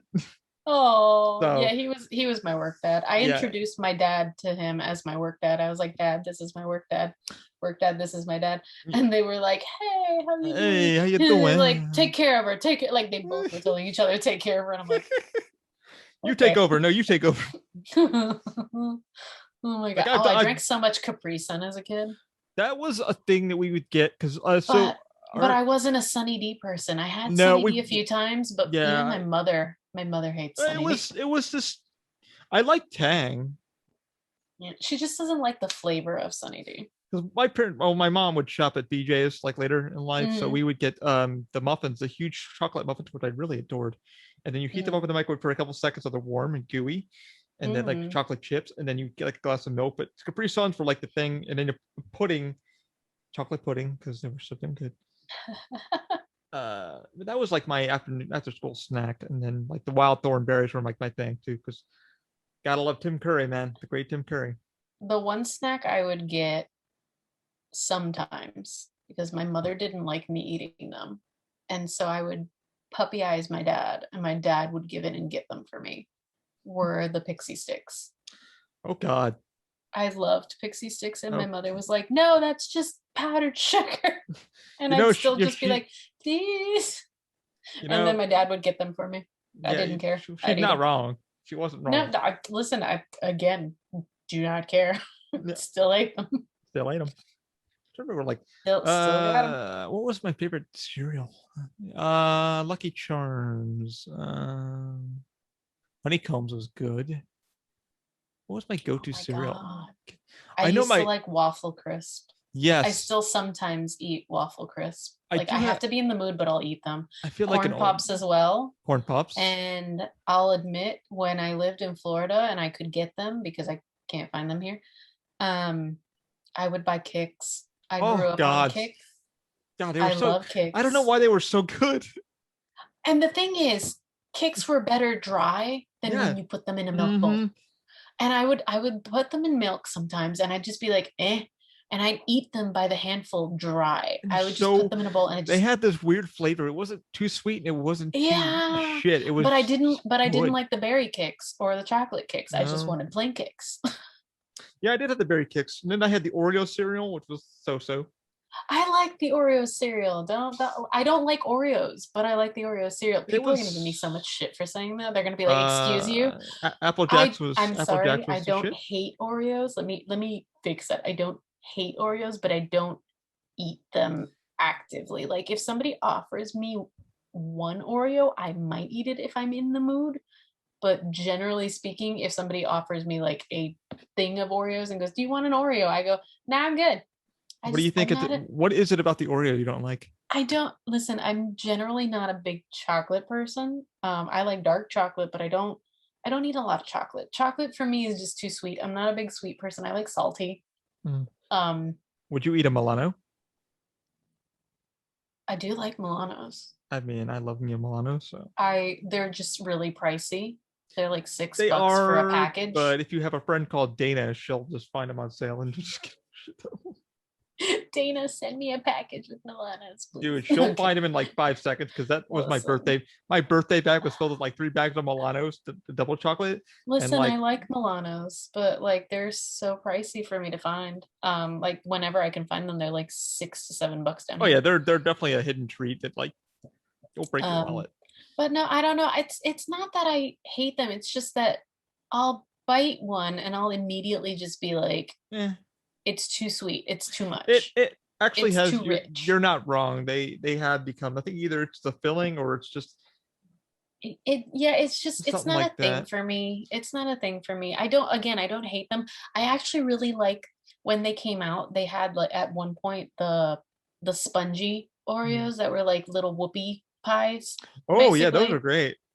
When they came out the golden Oreos, ooh, I was a fan of those little whoopie pie golden Oreos and the regular whoopie So ones. I like them. what about Chips Ahoy? I like Chips Ahoy, but again, I can literally like if somebody gave me Chips Ahoy or showed me a package and was like, "Do you want them?" If I'm not in the mood for them, like 9 times out of 10 that happens, I can literally just be like, "Nah, I'm good." Because I bought a box of Chips Ahoy from Sam's Club, like a Mm. box of like packets, and we put them in a bin in the snack pantry. Mm. I've eaten 2 packages of that, and we bought that Have you in had the Reese's? April. Have you had the Reese's one yet? The Reese's what? Chips Ahoy. I did not even know that was a thing. No. I will have to send you a pack. Oh, because They I love me some like listen, Reese's is the one kind of chocolate that if what you is say, this? "Do you want Reese's?" I'll be like, "Always." I will I Reese's think Pieces, Reese's I double now peanut know butter what to keep away cups. from you because Like, I will fight you for listen, Reese's. listen, I will Reese's fight you and for Reese's. I bought these little snack cakes that kind of look like the chocolate ones with the little white swirl, but Mm. they're Reese's snack cakes. Oh, They see, have like you swirls can't. and little bits of I Reese's will say Pieces on this. it, and I'm like, heck yes. I will say the store listeners and you. The minute you have one Reese's Chips Ahoy, you can't just have one. Oh no. I downed a whole freaking bag without even, or like a whole tray without even knowing it. And Dude. I'm sitting there watching a show, and I'm like, I think it was Futurama or something because I was like in a mood, and I'm like, these are really fucking good. Nom, nom, nom, nom, nom. Drinking Mountain Dew and like sugaring myself off, and I'm like, God, this are. I went to go grab another one, and I'm like, where the hell they all go? They're all gone. Oh That's how good no. they are. Stop. Yeah, But I do want to try them though. I will Mm. have to get you a fresh. I used to like to eat the Chip Ahoys that had Dude, they are so soft. the rainbow the rainbow chips in them. Hmm. I liked those, but I haven't seen those in such a long time. It's weird because Publix here in Florida, for those like, what the hell's Publix? It's a grocery store here in Florida. And their subs are amazing. Sorry, Subway. We don't have them in Puerto Rico. Yes, their subs are amazing. I'll be honest, I had pub subs and I didn't think they were that big a deal. You gotta really just you Oops. gotta choose the right shit. I know the right my right recipe. Next I time learned I'm back down there, I'll be like, Ollie, make me a sandwich. I learned from a few people that worked in the meat Make me a department. sandwich. I learned from people in the meat department like you can get whatever you want. I'm like, oh, you just gotta tell them what you want. I'm like, oh, so I did. So I know my Mm. combination now. But geez, when Publix has like Chips Ahoy on sale, that's when I'll grab some Reese things because I know what's gonna happen is you're gonna have they'll arrive to Puerto Rico and I'm like, hey, how are they? They're like, what? I'm like, did you eat them? Yeah, they're great. I had them in the car. They were. You I want something? love, listen, I love Reese's and I like anything Reese's, I will shove in my gob and try at least once. I mean, The only ones I didn't like were the white chocolate Reese's. I wasn't a big fan. yeah, It was too much. It I was tried the weird. crunchy ones recently, and I really dig it. I like the Reese's that have the Reese's cups that have the Reese's pieces inside I had with those, and the then I peanut had butter. the Oh, I had the peanut ones. They had Reese'sception. chunks of peanuts, or not peanuts, pretzels, and they had pretzels in them, and they're Yeah, pretty yeah, damn yeah, good. yeah. And like you're right, like the sweet and the salty is just on point. I mean, listen, they're great. And then the Reese's Pieces and Reese's Cups don't taste the same, weirdly enough. No, have you had Reese's frozen? No, not Yes, frozen. you need to have them in a freezer. You'll Oh, thank me later. stop! I'm hungry, and it's You'll like thank two me thirty in the morning. Why are you doing for this all to of our me? people that are Reese fans. Put them in the freezer. This was taught to me by somebody who works in a food thing. It's like freezer. Let them defrost just a little bit, and just so good. They are so good frozen, like cold. Oh, God, I miss sprinklings. I mean, I could make my own sprinklings to be true. fair, but like, I miss them. I miss my sprinklers. Oh my God, remember when there used to be Fruit Loops cereal straws? Yeah, I never got to try them. I didn't either, but I remember them. Also, the colorful mini jet puffed marshmallows that were supposedly fruit. Hmm, never had Yeah, it was a those. weird time. Yep. Fruit Loops. Today I actually ate birthday cake, Fruity Pebbles. And I didn't hate them. I didn't like I them, but I didn't hate them. I mean, I didn't love them. I didn't like again, I liked them. I didn't love them, but something about them was weird. So they were like a thing, and you were just like, all right. I mean, my dad saw them in a grocery store and jokingly I said I'd try them, but I didn't think he was actually going to bring them home, and then he brought me the box and I was like, well, I guess I got to eat it now. Yeah. It was just like him showing me the picture and I was like, I'd try it. And I thought, okay, that's the end of that. He probably just was like, haha, and walked off. No, he brought me the box. I I was mean, like, why okay. not try something at least once? Because like Mm-hmm. life's too freaking short now. Yeah. Like I would have Yeah. never done. I would have. I mean, I've loved sushi no matter what, but like I would have never done sushi until my buddy Trent was like, "Hey, let's go into a hole in the wall that I know about." And then I wouldn't have tried eel sushi if I didn't decide, you know what, why not? I've eaten some wild shit, and people are like, I remember I took my friend Dana to. It's called People Eat Tasty Meat called PETA, Mm-hmm. and she never had like real like deer before or like gator and Mm. stuff like that. So I went and I bought. It was on sale. I bought like actual venison, which is deer. For those who's Oh, like, what I the hell? love venison. Oh my And then all of a God. sudden, the guy was like, "Oh, it's on sale, so grab another one." So I grabbed like fresh venison, and it was like apparently that was fresh from that morning. And I opened it up. I cut it. Took my knife. I cut it open for her to try. She devoured that shit like no one's business. I was like, "Whoa, whoa, whoa, whoa, whoa!" And she's like, "This is really good." And I'm like, "No shit, it's called deer. It's venison." She's like, Mm. "I don't know what the hell." I'm like, "Dude." So yeah, definitely try things, guys, because like I've had gator, I've had snake, I've had buffalo, I and admit sometimes I won't eat a certain food that I like one way if it's prepared a different way, but it's a sensory thing the for one me. thing that almost got to my palate was Smoky Mountain oysters, and whoever knows what the hell those are bull God, testicles. yeah, no. Mm, And mm, luckily, mm, mm. someone was I knew what they were, but apparently in the Middle East, where my family is from, they're a big delicacy, and apparently here in the States, they're a big delicacy. Yeah, they You are. you just No gotta want thanks. them, and like if you're on the ranch, I've seen it on the ranch. I've been to like a dude ranch where people are like that they gotta castrate the you know bull, and the Mm, no guys thanks. they stab the bull, Yeah. and Hello. they eat the testicles. The guys are like, "Oh no, it's great." I'm like, "You do you, brother." You, Oh, do you remember Rice Krispie treats? You can still sometimes find them, but like dude. it's hard to find the cereal. Oh yeah, the cereal's amazing. I love my some Rice Krispie I treats. used to I'm a eat that dirty cereal. I I'm a used to dirty girl for those chow down things. on I that. will I will. Anytime I would find it at the Walmart near work, Mhm. I would grab a box. They're a little pricey, but I just did not care. No, it's the thing with like Reese's Puffs was like $5. I still got the box. I'll have to send you a Yeah. box of those because they're Oh amazing. God, I want to try. I'm surprised you haven't. Stop.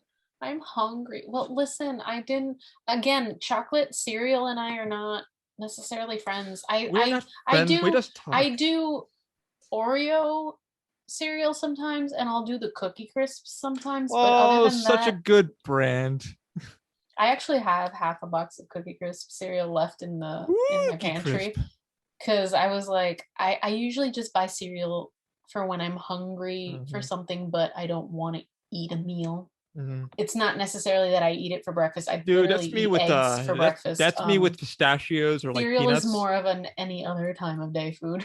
Yeah, like So I oh, have half a box there from like last time I went to the supermarket, they had Cookie Crisp, and I was like, there's nothing else that appeals to me. I already had Frosted Flakes last month, so I'm just like, Cookie holy Crisp. crap! I haven't had those in eons because I'm not that I don't like them. It's just like the hell. I've more become like the hard breakfast guy again. I do a lot of protein shakes and stuff like that, and I make them heavy.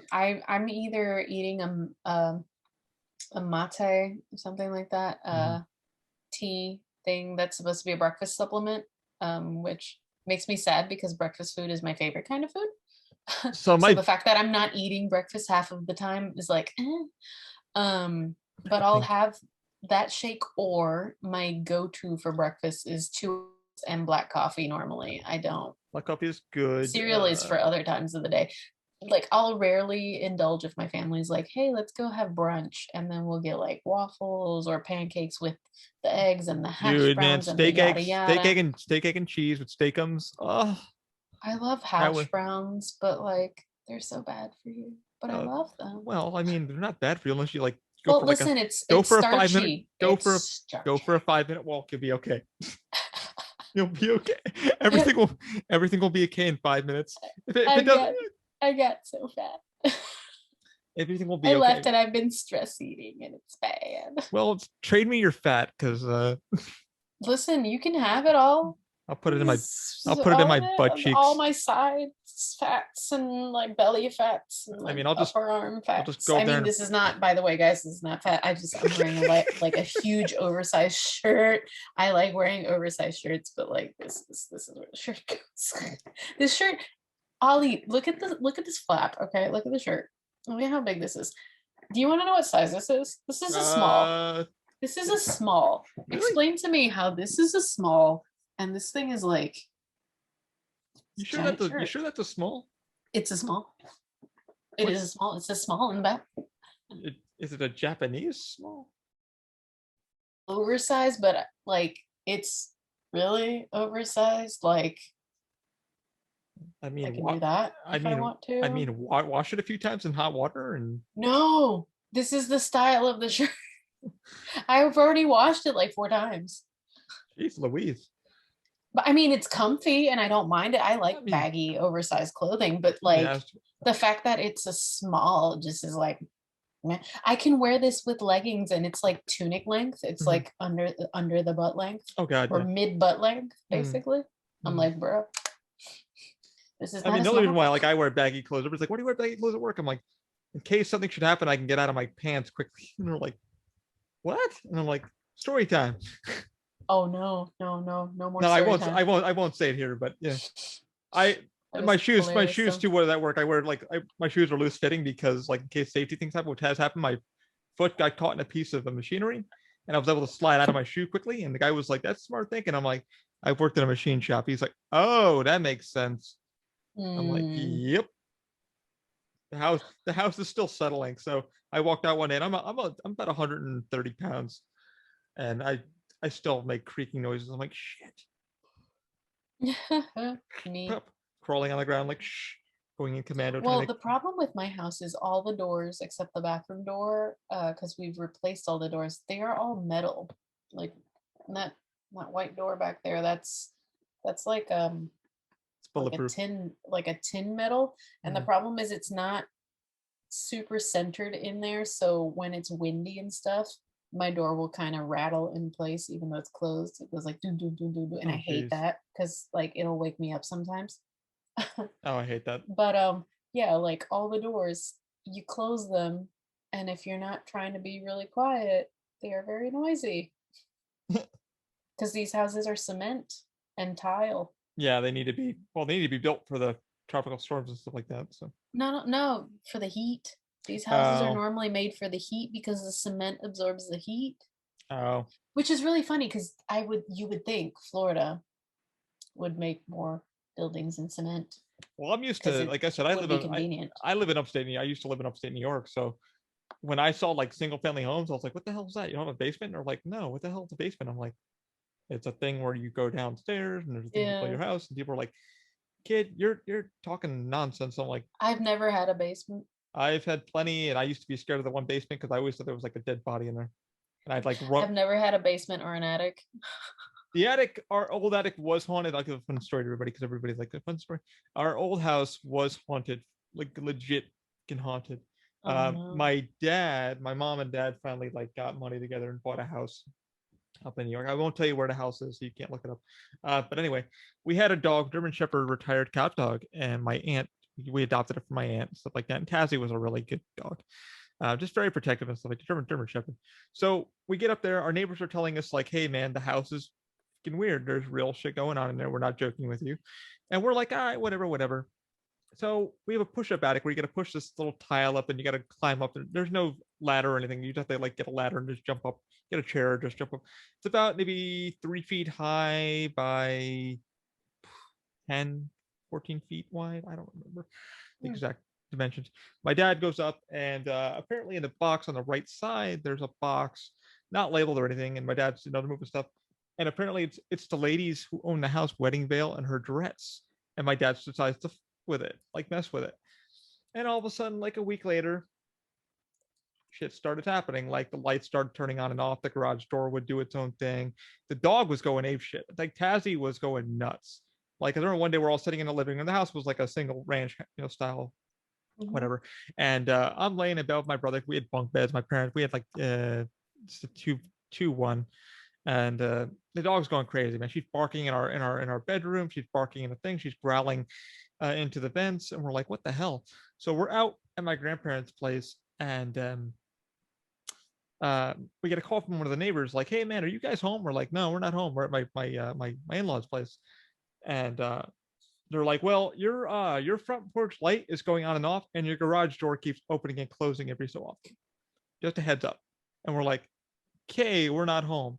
Now, again, the neighbors warned us that, and the daughter warned us, like, "Hey, her mother passed away," and there, yada yada. Mhm. Well, needless to say, shit started getting really like exorcist wise. We had to call in a Muslim priest. Shit just started disappearing. Nothing too violent. I mean, the doors were opening and I shit you not. Some people won't believe me, but the doors were opening, closing, lights were turning on and off. The the last straw was my dad was sleeping and he felt like somebody was on his chest. Now Oh no, in thank the in you. the Middle Eastern culture, there's a witch for insomnia, sleep insomnia, whatever. And they were telling us, my uncle was telling us the story, my grandfather was telling the story in Arabic. And what happens is the girl gets on your chest and she starts putting her hair down your throat to choke you and try to kill you. And my dad was like, nope. So we called in a Muslim priest. Come to find out, the house was very, very haunted. Um, Ooh. when they got there, the priest was like telling us like he felt bad vibes, like legit. And the neighbors were like, dude, your house is fucking haunted because when we apparently our neighbors like they slept in the house to like watch it. And apparently one of them Mhm. said that there was like he woke up and he saw like a pirate guy, like a silhouette on the wall. Like he wasn't joking. Like he Oh my till to god. this day he believes he will not deny it. And so we're doing it. The priest is like has us all in the living room, and he's just like, all right, guys. He's putting sage around. He's putting some Afghani stuff around the house. He starts saying prayers. And again, like you got to push up the tile to go in the attic. The minute he starts getting to the prayer of like, whatever, la ilaha illallah Muhammad Mushmallah, and then he starts going this really prayer. The tile starts pushing up. Our dog starts going ape shit. The lights start turning, like flickering, like really pissed off. The priest was Ooh. like, the priest told us like before it all happened, he was like, do not move, whatever you do, just whatever, just stay where you are. He's like, it's a pissed off spirit. You must have pissed her off. He told her in Arabic, like, you need to leave this family alone. They're here. This is their new thing. You need to find Allah. You need to find your home. They're not here to harm you. You need to leave them alone. So yeah, like the tile moved up and moved over. Like it went, and so, I kid you not. No. My mom was like freaking the out because like she's like holding on to me and my brother. My grandfather's got the rosary. He's doing his thing in the prayer, and we had to keep chanting the prayer like La ilaha illallah Muhammad Mushmallah. Had to keep saying this prayer, and it was like a 5 minute thing, shit. And then we went up, we moved the thing back, and the priest was like, all right, it's gone. put more sage around the house for like another couple of days, and then the Quran had to be wrapped up in a veil, and then put up our doorway. So it was blessed, and Oh my from God. that time on, the house was not haunted anymore. But that is a real ghost story. To this day, I will hand to God or Allah, whatever you want to call it. It did happen. My whole family was there for it. I don't really believe in spirits, but that was some shit that I never thought I'd see in my life.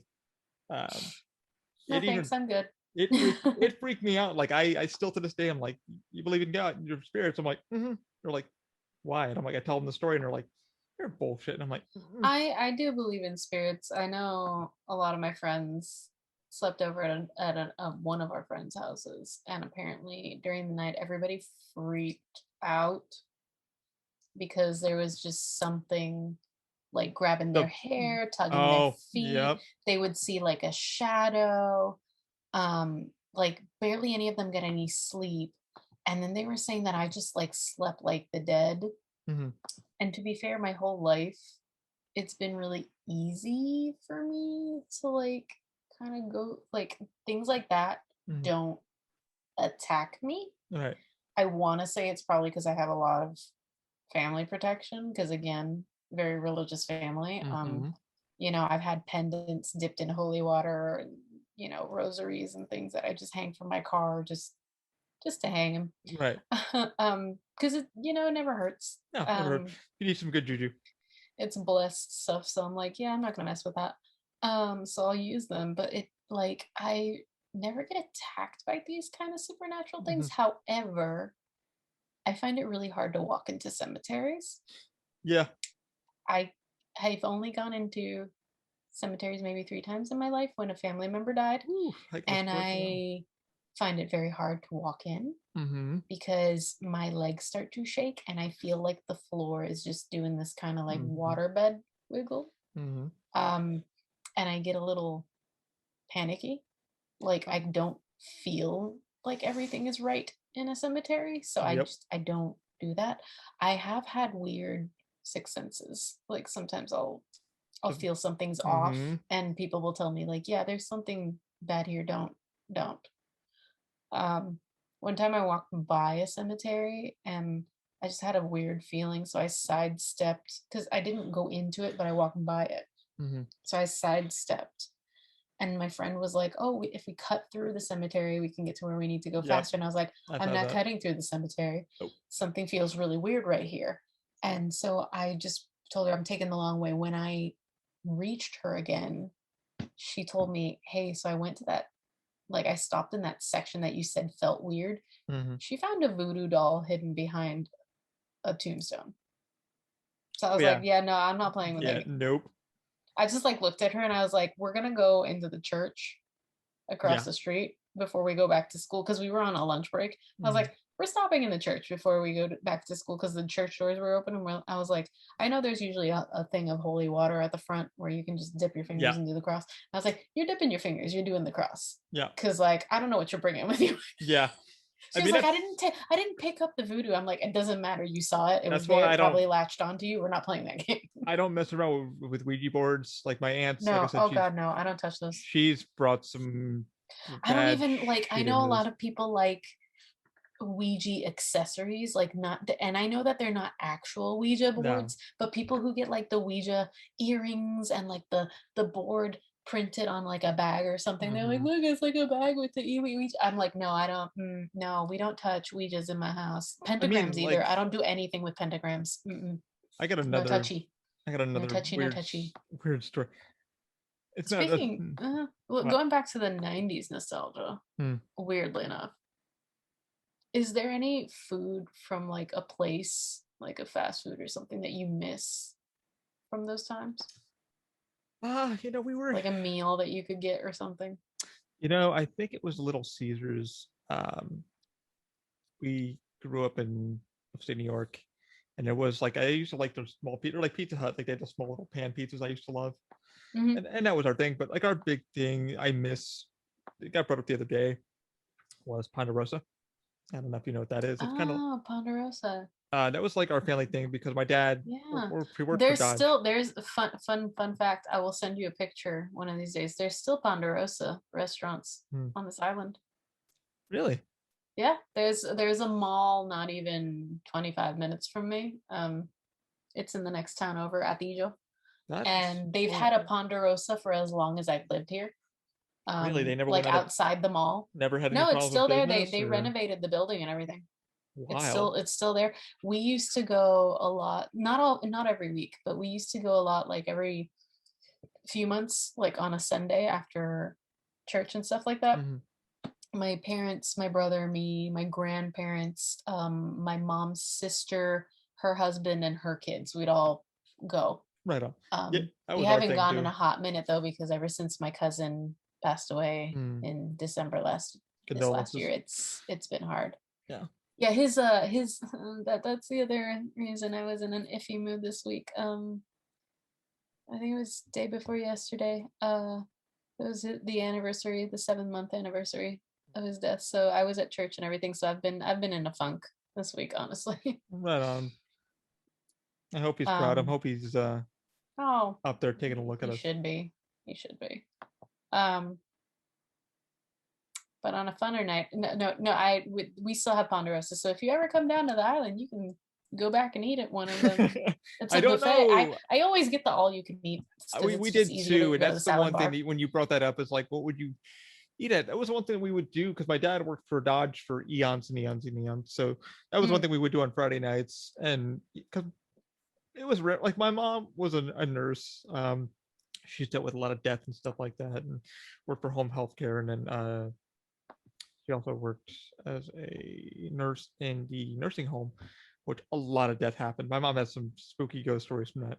But we would go to McDonald's. That would be like one of our treats. My brother and I would get, the toys from Sonic and stuff like that. mm-hmm. But the Ponderosa thing, because that was a whole family thing, my parents were still together. That would be a thing that I would remember that was a good time. Um, but it was a weird restaurant that somebody brought up in a Facebook meme was like, "Do you remember this?" And I'm like, "God, yeah, I do remember that." And it was decent food. I don't know how it is now. I mean, It's I don't remember ever having any of the plates. I just buy all you can eat. the all you can That's what we eat, did. Yeah. and they're decent. They're good. I've not complained I mean, I will not ever. touch a Golden Corral ever again, but yeah, Yeah, no, no, gross. yeah. Ugh. I did because we used to get discounts on iDrive, not iDrive, on Kirkman Road, right next to Mm. Universal, and we get discounts there. But once COVID happened and everything, I was like, you know what, I can no longer do this with people because it's not my thing. Yeah, I don't. I would go sometimes because my dad would get the veteran, Hmm. like the free meal. Right, right. So I'd go with him and just eat off his plate because he was like, fuck it, why not? Yeah. Like who's gonna say no?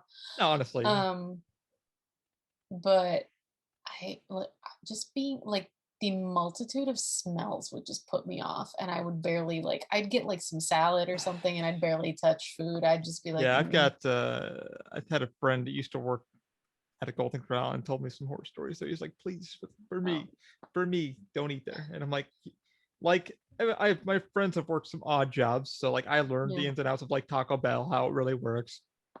And no matter how shitty like I know it could be, I still like Taco Bell. Yeah. Like you know what? If I die, I die. I will admit though, the Taco Bell here is 1,000 times better than in Florida. Really, man. It's like when I ate Taco Bell over there, it was mostly because I was tired Mm, and it was the closest thing on my way home from work because it's right there. KFC has a very tiny menu over there. We Right. have like 4 to 6 windows of menu, like in the drive-through. It's our KFC menus are huge here on the island. I It's a must lot. I must see this. I will try and find and send you a picture. Same thing with Taco Bell. We have like a lot of combos because people eat at Taco Bell here, but our Taco Bell tastes a lot more fresh. I would imagine, yeah, I would want it to. Well, It just tastes better and we have a lot more options and we still have the fries. We never let Oh, like we never stopped having the fries. I remember a few years back when I was with you in Florida, and everybody was like losing their minds because they were like, "They're I wasn't bringing a big. back the fries." I tried you guys' fries; they are not good. Our fries are 1,000 times I've better. only had like I know a couple Taco Bells that I will go. I won't name them because like I don't want you ruining my spot because Mhm. they are really damn good. And I know a couple of the guys that run it and they're like, "Hey, we're fresh right now, so come on in." Yeah, no, no, our fries are better. I would imagine. I mean, well, you're on an island too that's not But overly it doesn't huge. have anything to do with this because we're not Mexican food. Like with it, that has nothing to do with it. No, Um, I am looking forward if I ever do that. I want to see try that corn ice cream you talked about. So oh, dude, corn ice cream with cinnamon on top. Heck yeah. I'm looking forward to Um, trying. I still need to plan out I how miss the hell. the I miss the McDonald's McShakers, the salad McShakers that you could buy, and it was in a cup. It was I miss McDonald's having those options. I get Oh, the chicken miss. wraps here Mm. because we have them on our menu. I'm It's trying the to. honey mustard chicken wraps, and they're big. So Oh yeah, usually, they if are. I eat at McDonald's, I'll get those. Um, That's what I but used to have when I needed to put on extra protein for the day. I would do the chicken wrap. but I it's go. like I miss the shakers because I'll admit I'm a big salad person. I like salads. Mhm. I go to Wendy's and I get the apple pecan The salads. one thing I will say, I did have a friend. We did have a friend at Universal who was a I makeup also artist. miss Almost like I miss the yogurt clean parfait. all the part. Yeah, clean your lettuce, guys. If you're Yeah. gonna do salads. Our friend God, almost yeah. actually almost died. Ugh, Got yeah, she no. got a disease from one of the like a lettuce over like I think it was either Publix or something. I forget. Like it was a Oh fast my food restaurant. God. And she was like, yeah, she had like a disease, got a bacteria from the lettuce. And I was like, for now on, I always wash my veggies. Even if I grow veggies, I always still wash just in case for that reason. So be careful. Oh my God, I'm looking for old nostalgia cereal just Hmm. to kind of I forgot they had a dino pebbles, like fruity pebbles, but it was with dino and it had marshmallows, God, little dinosaur marshmallows. I miss. I ate those a lot. And I forgot they had cinnamon mini bun They did. cereal, like Mm. Kellogg's had mini bun cereal. I think I ate them once and I did not. I was No, not a I fan. wasn't much of a thing for They me weren't either. great. Count Chocula, I never ate. I did like blueberry. I do like Count Dracula once in a while. I had blueberry when they brought them back, like a few years back when And they had like a temporary release for I mean, the Halloween. sad part with me is They were not bad. I turned into like not a breakfast person anymore. I do fast in the morning, and then my lunch is usually big and my dinner is usually big. But it's Yeah, just me I'm now. supposed to be fasting in the morning, but I like breakfast food, so like fuck Well, that. my protein shakes are a lot heavier than what everybody thinks. I tried building one for somebody to make them because they're having food Hmm. issues. So Hmm. if you guys want to know a good protein shake to do, I recommend about a fourth cup of oatmeal. It can be dried or blended. That's fine. A scoop of protein powder, some blueberries, some banana, two Mm-hmm. tablespoons of peanut butter, Ooh, and you that. lost me at peanut butter. Well, you don't have to add it. It's just good for Blech. it's good for your carbs and good for the. And Okay. then I also add a scoop of ice cream just for an extra thing, and about Hmm. it, and shake it up, and that Isn't should that like sugary though? a little bit. But you can go with a low fat.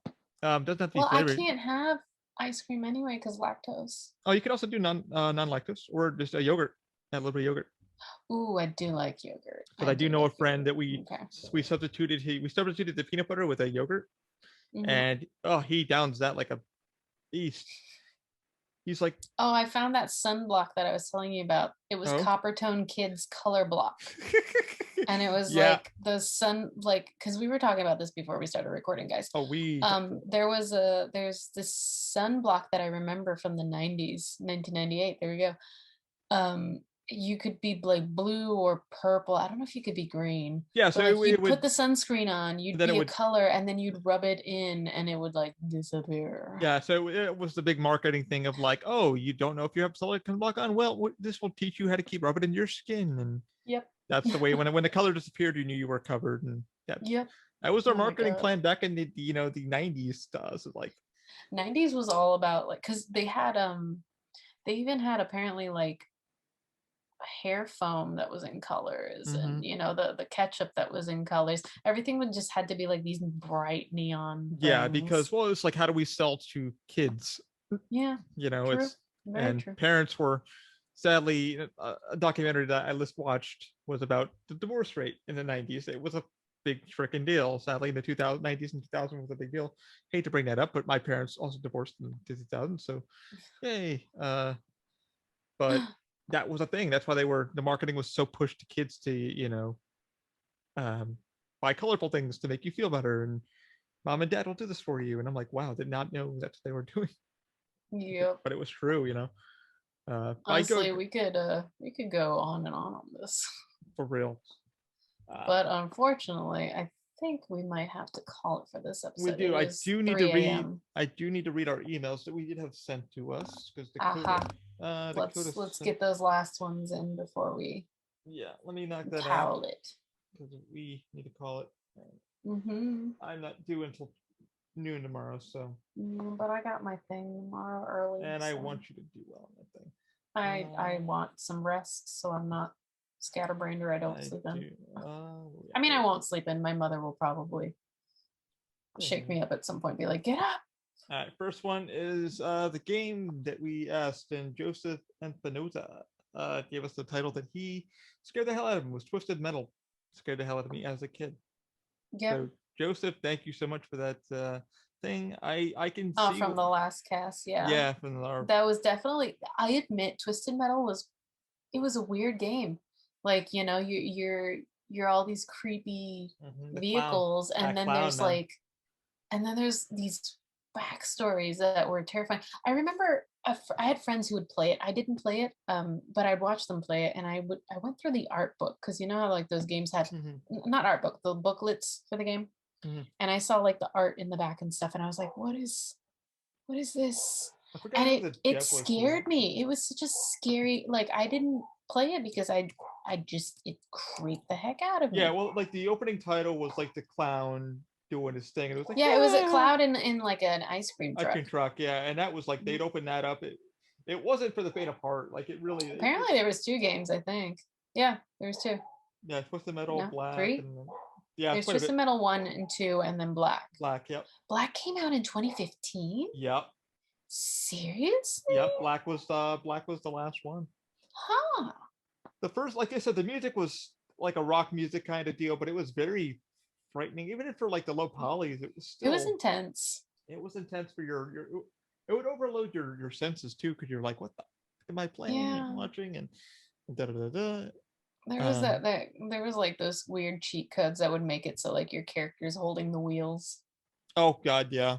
And then that happened for Twisted Metal 2. Like, no. Yeah, so many cheat modes that we used to know. The lady who had the baby doll face. Oh God, yep. No, nightmare fodder. Thank you. So Joseph, yeah, that you definitely, yeah, we don't blame you there. We don't blame you there, man. Yeah, we don't blame you for finding that one creepy. I also am not a fan. And our second email comes from Dakota Balls. I'm allowed to read his name. Dakota, thank you for writing us in. This is for this week's podcast. So typically on Friday nights, we were focused on Cartoon Network. I love Cartoon Network block. Still remember Bumpers and the musical themes from it. I don't know what Bumpers is, sadly. Bumpers. Do you? Bumpers cartoon? Yeah, it was from Cartoon Network. Bumpers Cartoon Network 2005. Let me see it. Let me see if I can find a picture because I don't. Apparently he liked the theme from that, or the themes from it. I guess, okay, so Bumpers, it looks like it's a commercial. Possibly. With several, I don't know. Yeah, he still got more here. But that was one thing. So I still remember the bumpers. So that's probably the commercials from and music themes from it. Okay, so he likes the music from the commercials. Okay, got it. So because the bumpers basically were commercials. Oh, okay. Where it was like "Be right back" or doing this, and right. then it would be like boom, cartoon boom, characters. Yeah, the boom, boom. Okay, hanging out with each other in weird scenarios. Now I get it. Oh, Dakota, you're awesome. I love you, man. I'm glad you wrote this in. Music from it. Honestly, if I could repeat any era of my life, it would be from 2004 to 2006. Mostly, most good television programs and Cartoon Network, summer of 2005. It was like the festival themed season, summer shows, and other animated live action bumpers. Okay, so he liked, between that era, he liked the summer block because they would change them all up and stuff like that. Yeah. The festivals, summer shows, and animated live action bumpers. Though I remember Hi Hi Puff, Ami Yumi Hi, hi, Puffy, Yummy, Yumi, movie. Yeah, go. Hi, hi, Puffy, Yummy, Yumi, go. yep. Yeah, Okay. yeah. See, That was based off two singers that were called Ami Yumi that were Asian. I don't want to say what origin because I don't want to accidentally butcher because I don't remember if they were Korean or Japanese. oh, I would probably either one would probably do, but I don't want to butcher it Yeah. either. Time Squad. Okay, the life and time of Juniper Lee. Sorry, pronouncing that word. Juniper Lee. Juniper Lee. Juniper Sorry, Lee. sorry, Mhm. sorry. And around that time, also Ben 10. Yeah, I remember that one. Oh, Ben 10, yeah. I was a huge fan of that growing up. So yeah, I got to agree on all that. The bumpers had me for a quick second, but now that we know what the hell that was, I wish I knew the other one, but I don't. I didn't watch that one. Like Toonami, like I said, I got all that stuff really late because we didn't have cable until like 2000-ish, like 97. I also miss Adult Swim because I wasn't able to watch everything on Adult Swim Mhm. because my parents didn't want me up that late. But Right. Well, like our Adult Swim thing, was a we good would get time. busted for watching Comedy Central because South Park was a thing, and like my mom Yeah, my knew. parents never let me watch South Park, so I've only ever seen kind of the movie and like maybe 2 or 3 episodes interspersed The like from one things. But episode everybody's gonna bug me if I don't have you watch it is called Make Love Not War, and it's a World of Warcraft episode. It is oh not no, bad. It's just funny. They hit it right on the head. oh It god, is hilarious. It's about a guy who's like he's like this ultimate thing. He's been playing for like ever and ever, and they're trying just to play a world game of World of Warcraft, and he's just killing them. And you're like, they're launching this massive raid, and it's hilariously good. And the oh poor gosh. devs are like, how do we kill something that has no life? I can't. It's just great. Dakota, thank you so much for that, man. I really appreciate you. That was Joseph. Thank you also for the awesome question or answer. If you guys want to answer another one of our questions, I think the first one we asked, I keep reminding it was, what game scared the hell out of you as a kid? I believe our second one was, what game do you play when you're stressed out? Hmm. Anything. And then for this one, it was, what shows did you watch or something like that. As you can see, we went off the rails. Yeah, So, quite a few times. and there's nothing wrong with that. It's called a podcast for fun. And we really I needed a geeky time because I had a rough week with some things. We both have had an odd week, so like we knew this podcast was probably not gonna. No, and we went back and forth. It was gonna be a little messy, but I mean, the good thing is we can always abound on other certain of the topics that we and went like, off. yeah, we did ask you guys, like, what do you guys want us to talk about? Books? Is there a topic? If you want to go into Discord, I did make a thing of like podcast, whatever, like topics. Feel free to write in there, like, hey guys, I love this. Speak of more of this, or hey, it could be addressed to me or Dell. Mhm. We don't mind. We're both there to listen and talk. We do have a geek out, zone out session because I like to geek out and zone out about shows or whatever. Again, I'm not overly intelligent on everything, so if I don't know, if I'm like, hey, what the hell is this? Walk me through it because I'm just, I've got so much on my mind. I can And look things up. I don't mind looking things up. and I don't either. It's just like somebody, like I said, I went to a con or Trek Fest and somebody called me out. Oh, you didn't know about this? I'm like, dude, it's okay not to know things. Exactly. It's okay. It's okay to bring somebody into the fold, and that's what we're all about. Is about bringing people into the fold that want to learn and have some fun and do your thing. But yeah, I had a blast. We knew this was going to be off the rails. We hope you guys had a blast listening to it. I don't even know how long this is going to be. So once I'm done editing this, Yeah. but we'll see. I've had a blast. I think y'all's had a blast. Like again, if you guys want to do any donations, feel free. I'll put the donation thing down below. You don't have to, but if you'd like to, we like snacks. We like burritos. I mean, don't like comic books and things. I would love to get out of here. Yeah, true. But yeah, like if you guys want to donate at all, just for like snacky poos or whatever, we like food. So It's God, I'm starving, and if McDonald's was open right now, I'd get some. Uber Eats. We don't have Uber Eats here. I've told you there's no Uber Eats on this island. Maybe you need to take your car, put a sign on it, and do store. Also, remember we're still on really strict restrictions, so places close by like 8 or 11, depending on what it is. Oh, I got a bad feeling it's gonna be happening here soon again. Yeah, a lot of stores like malls and stuff are still closing between 7:30 to 8. And fast foods are closing around the same time or like at the latest 10 or 11 or so. Yikes. Yep. Yeah. But yeah, we don't have Uber Eats and stuff like that. And there's, God, I think the only 24/7 place is Walmart, and I don't even know if they're doing that right now because of pandemic and all that crap. I doubt it. We never stopped taking off our masks. We still do masks. Yeah.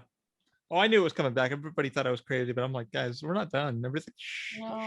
No, we're not done because we were irresponsible and we went a little too cuckoo too. Yeah, it was all about making that money back for a company, and that's kind of why we're back where we are.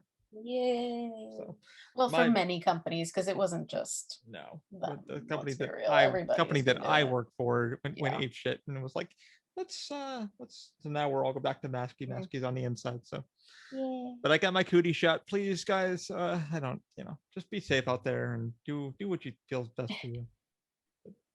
Please, yeah, be honestly, careful. Yeah, be careful, be nerdy, be geeky, and all that good stuff. Be you. Yeah, for real, be yourself. Be yourself, but also don't be a douche pickle. But also, once a day, go outside and just drop a few F-bombs really loud because it really helps the psyche. No. It does. Just go outside and you just you'll feel so much better. No. Yeah. After you eat your Pop-Tart. No. Anyway, guys, we had a blast doing this. Dill, do you want to sign us off? No. I'll sign you all off. I'll sign us off in an old school way. Do it. After these messages, we'll be right back. But we won't. Don't stay up too late. Bye.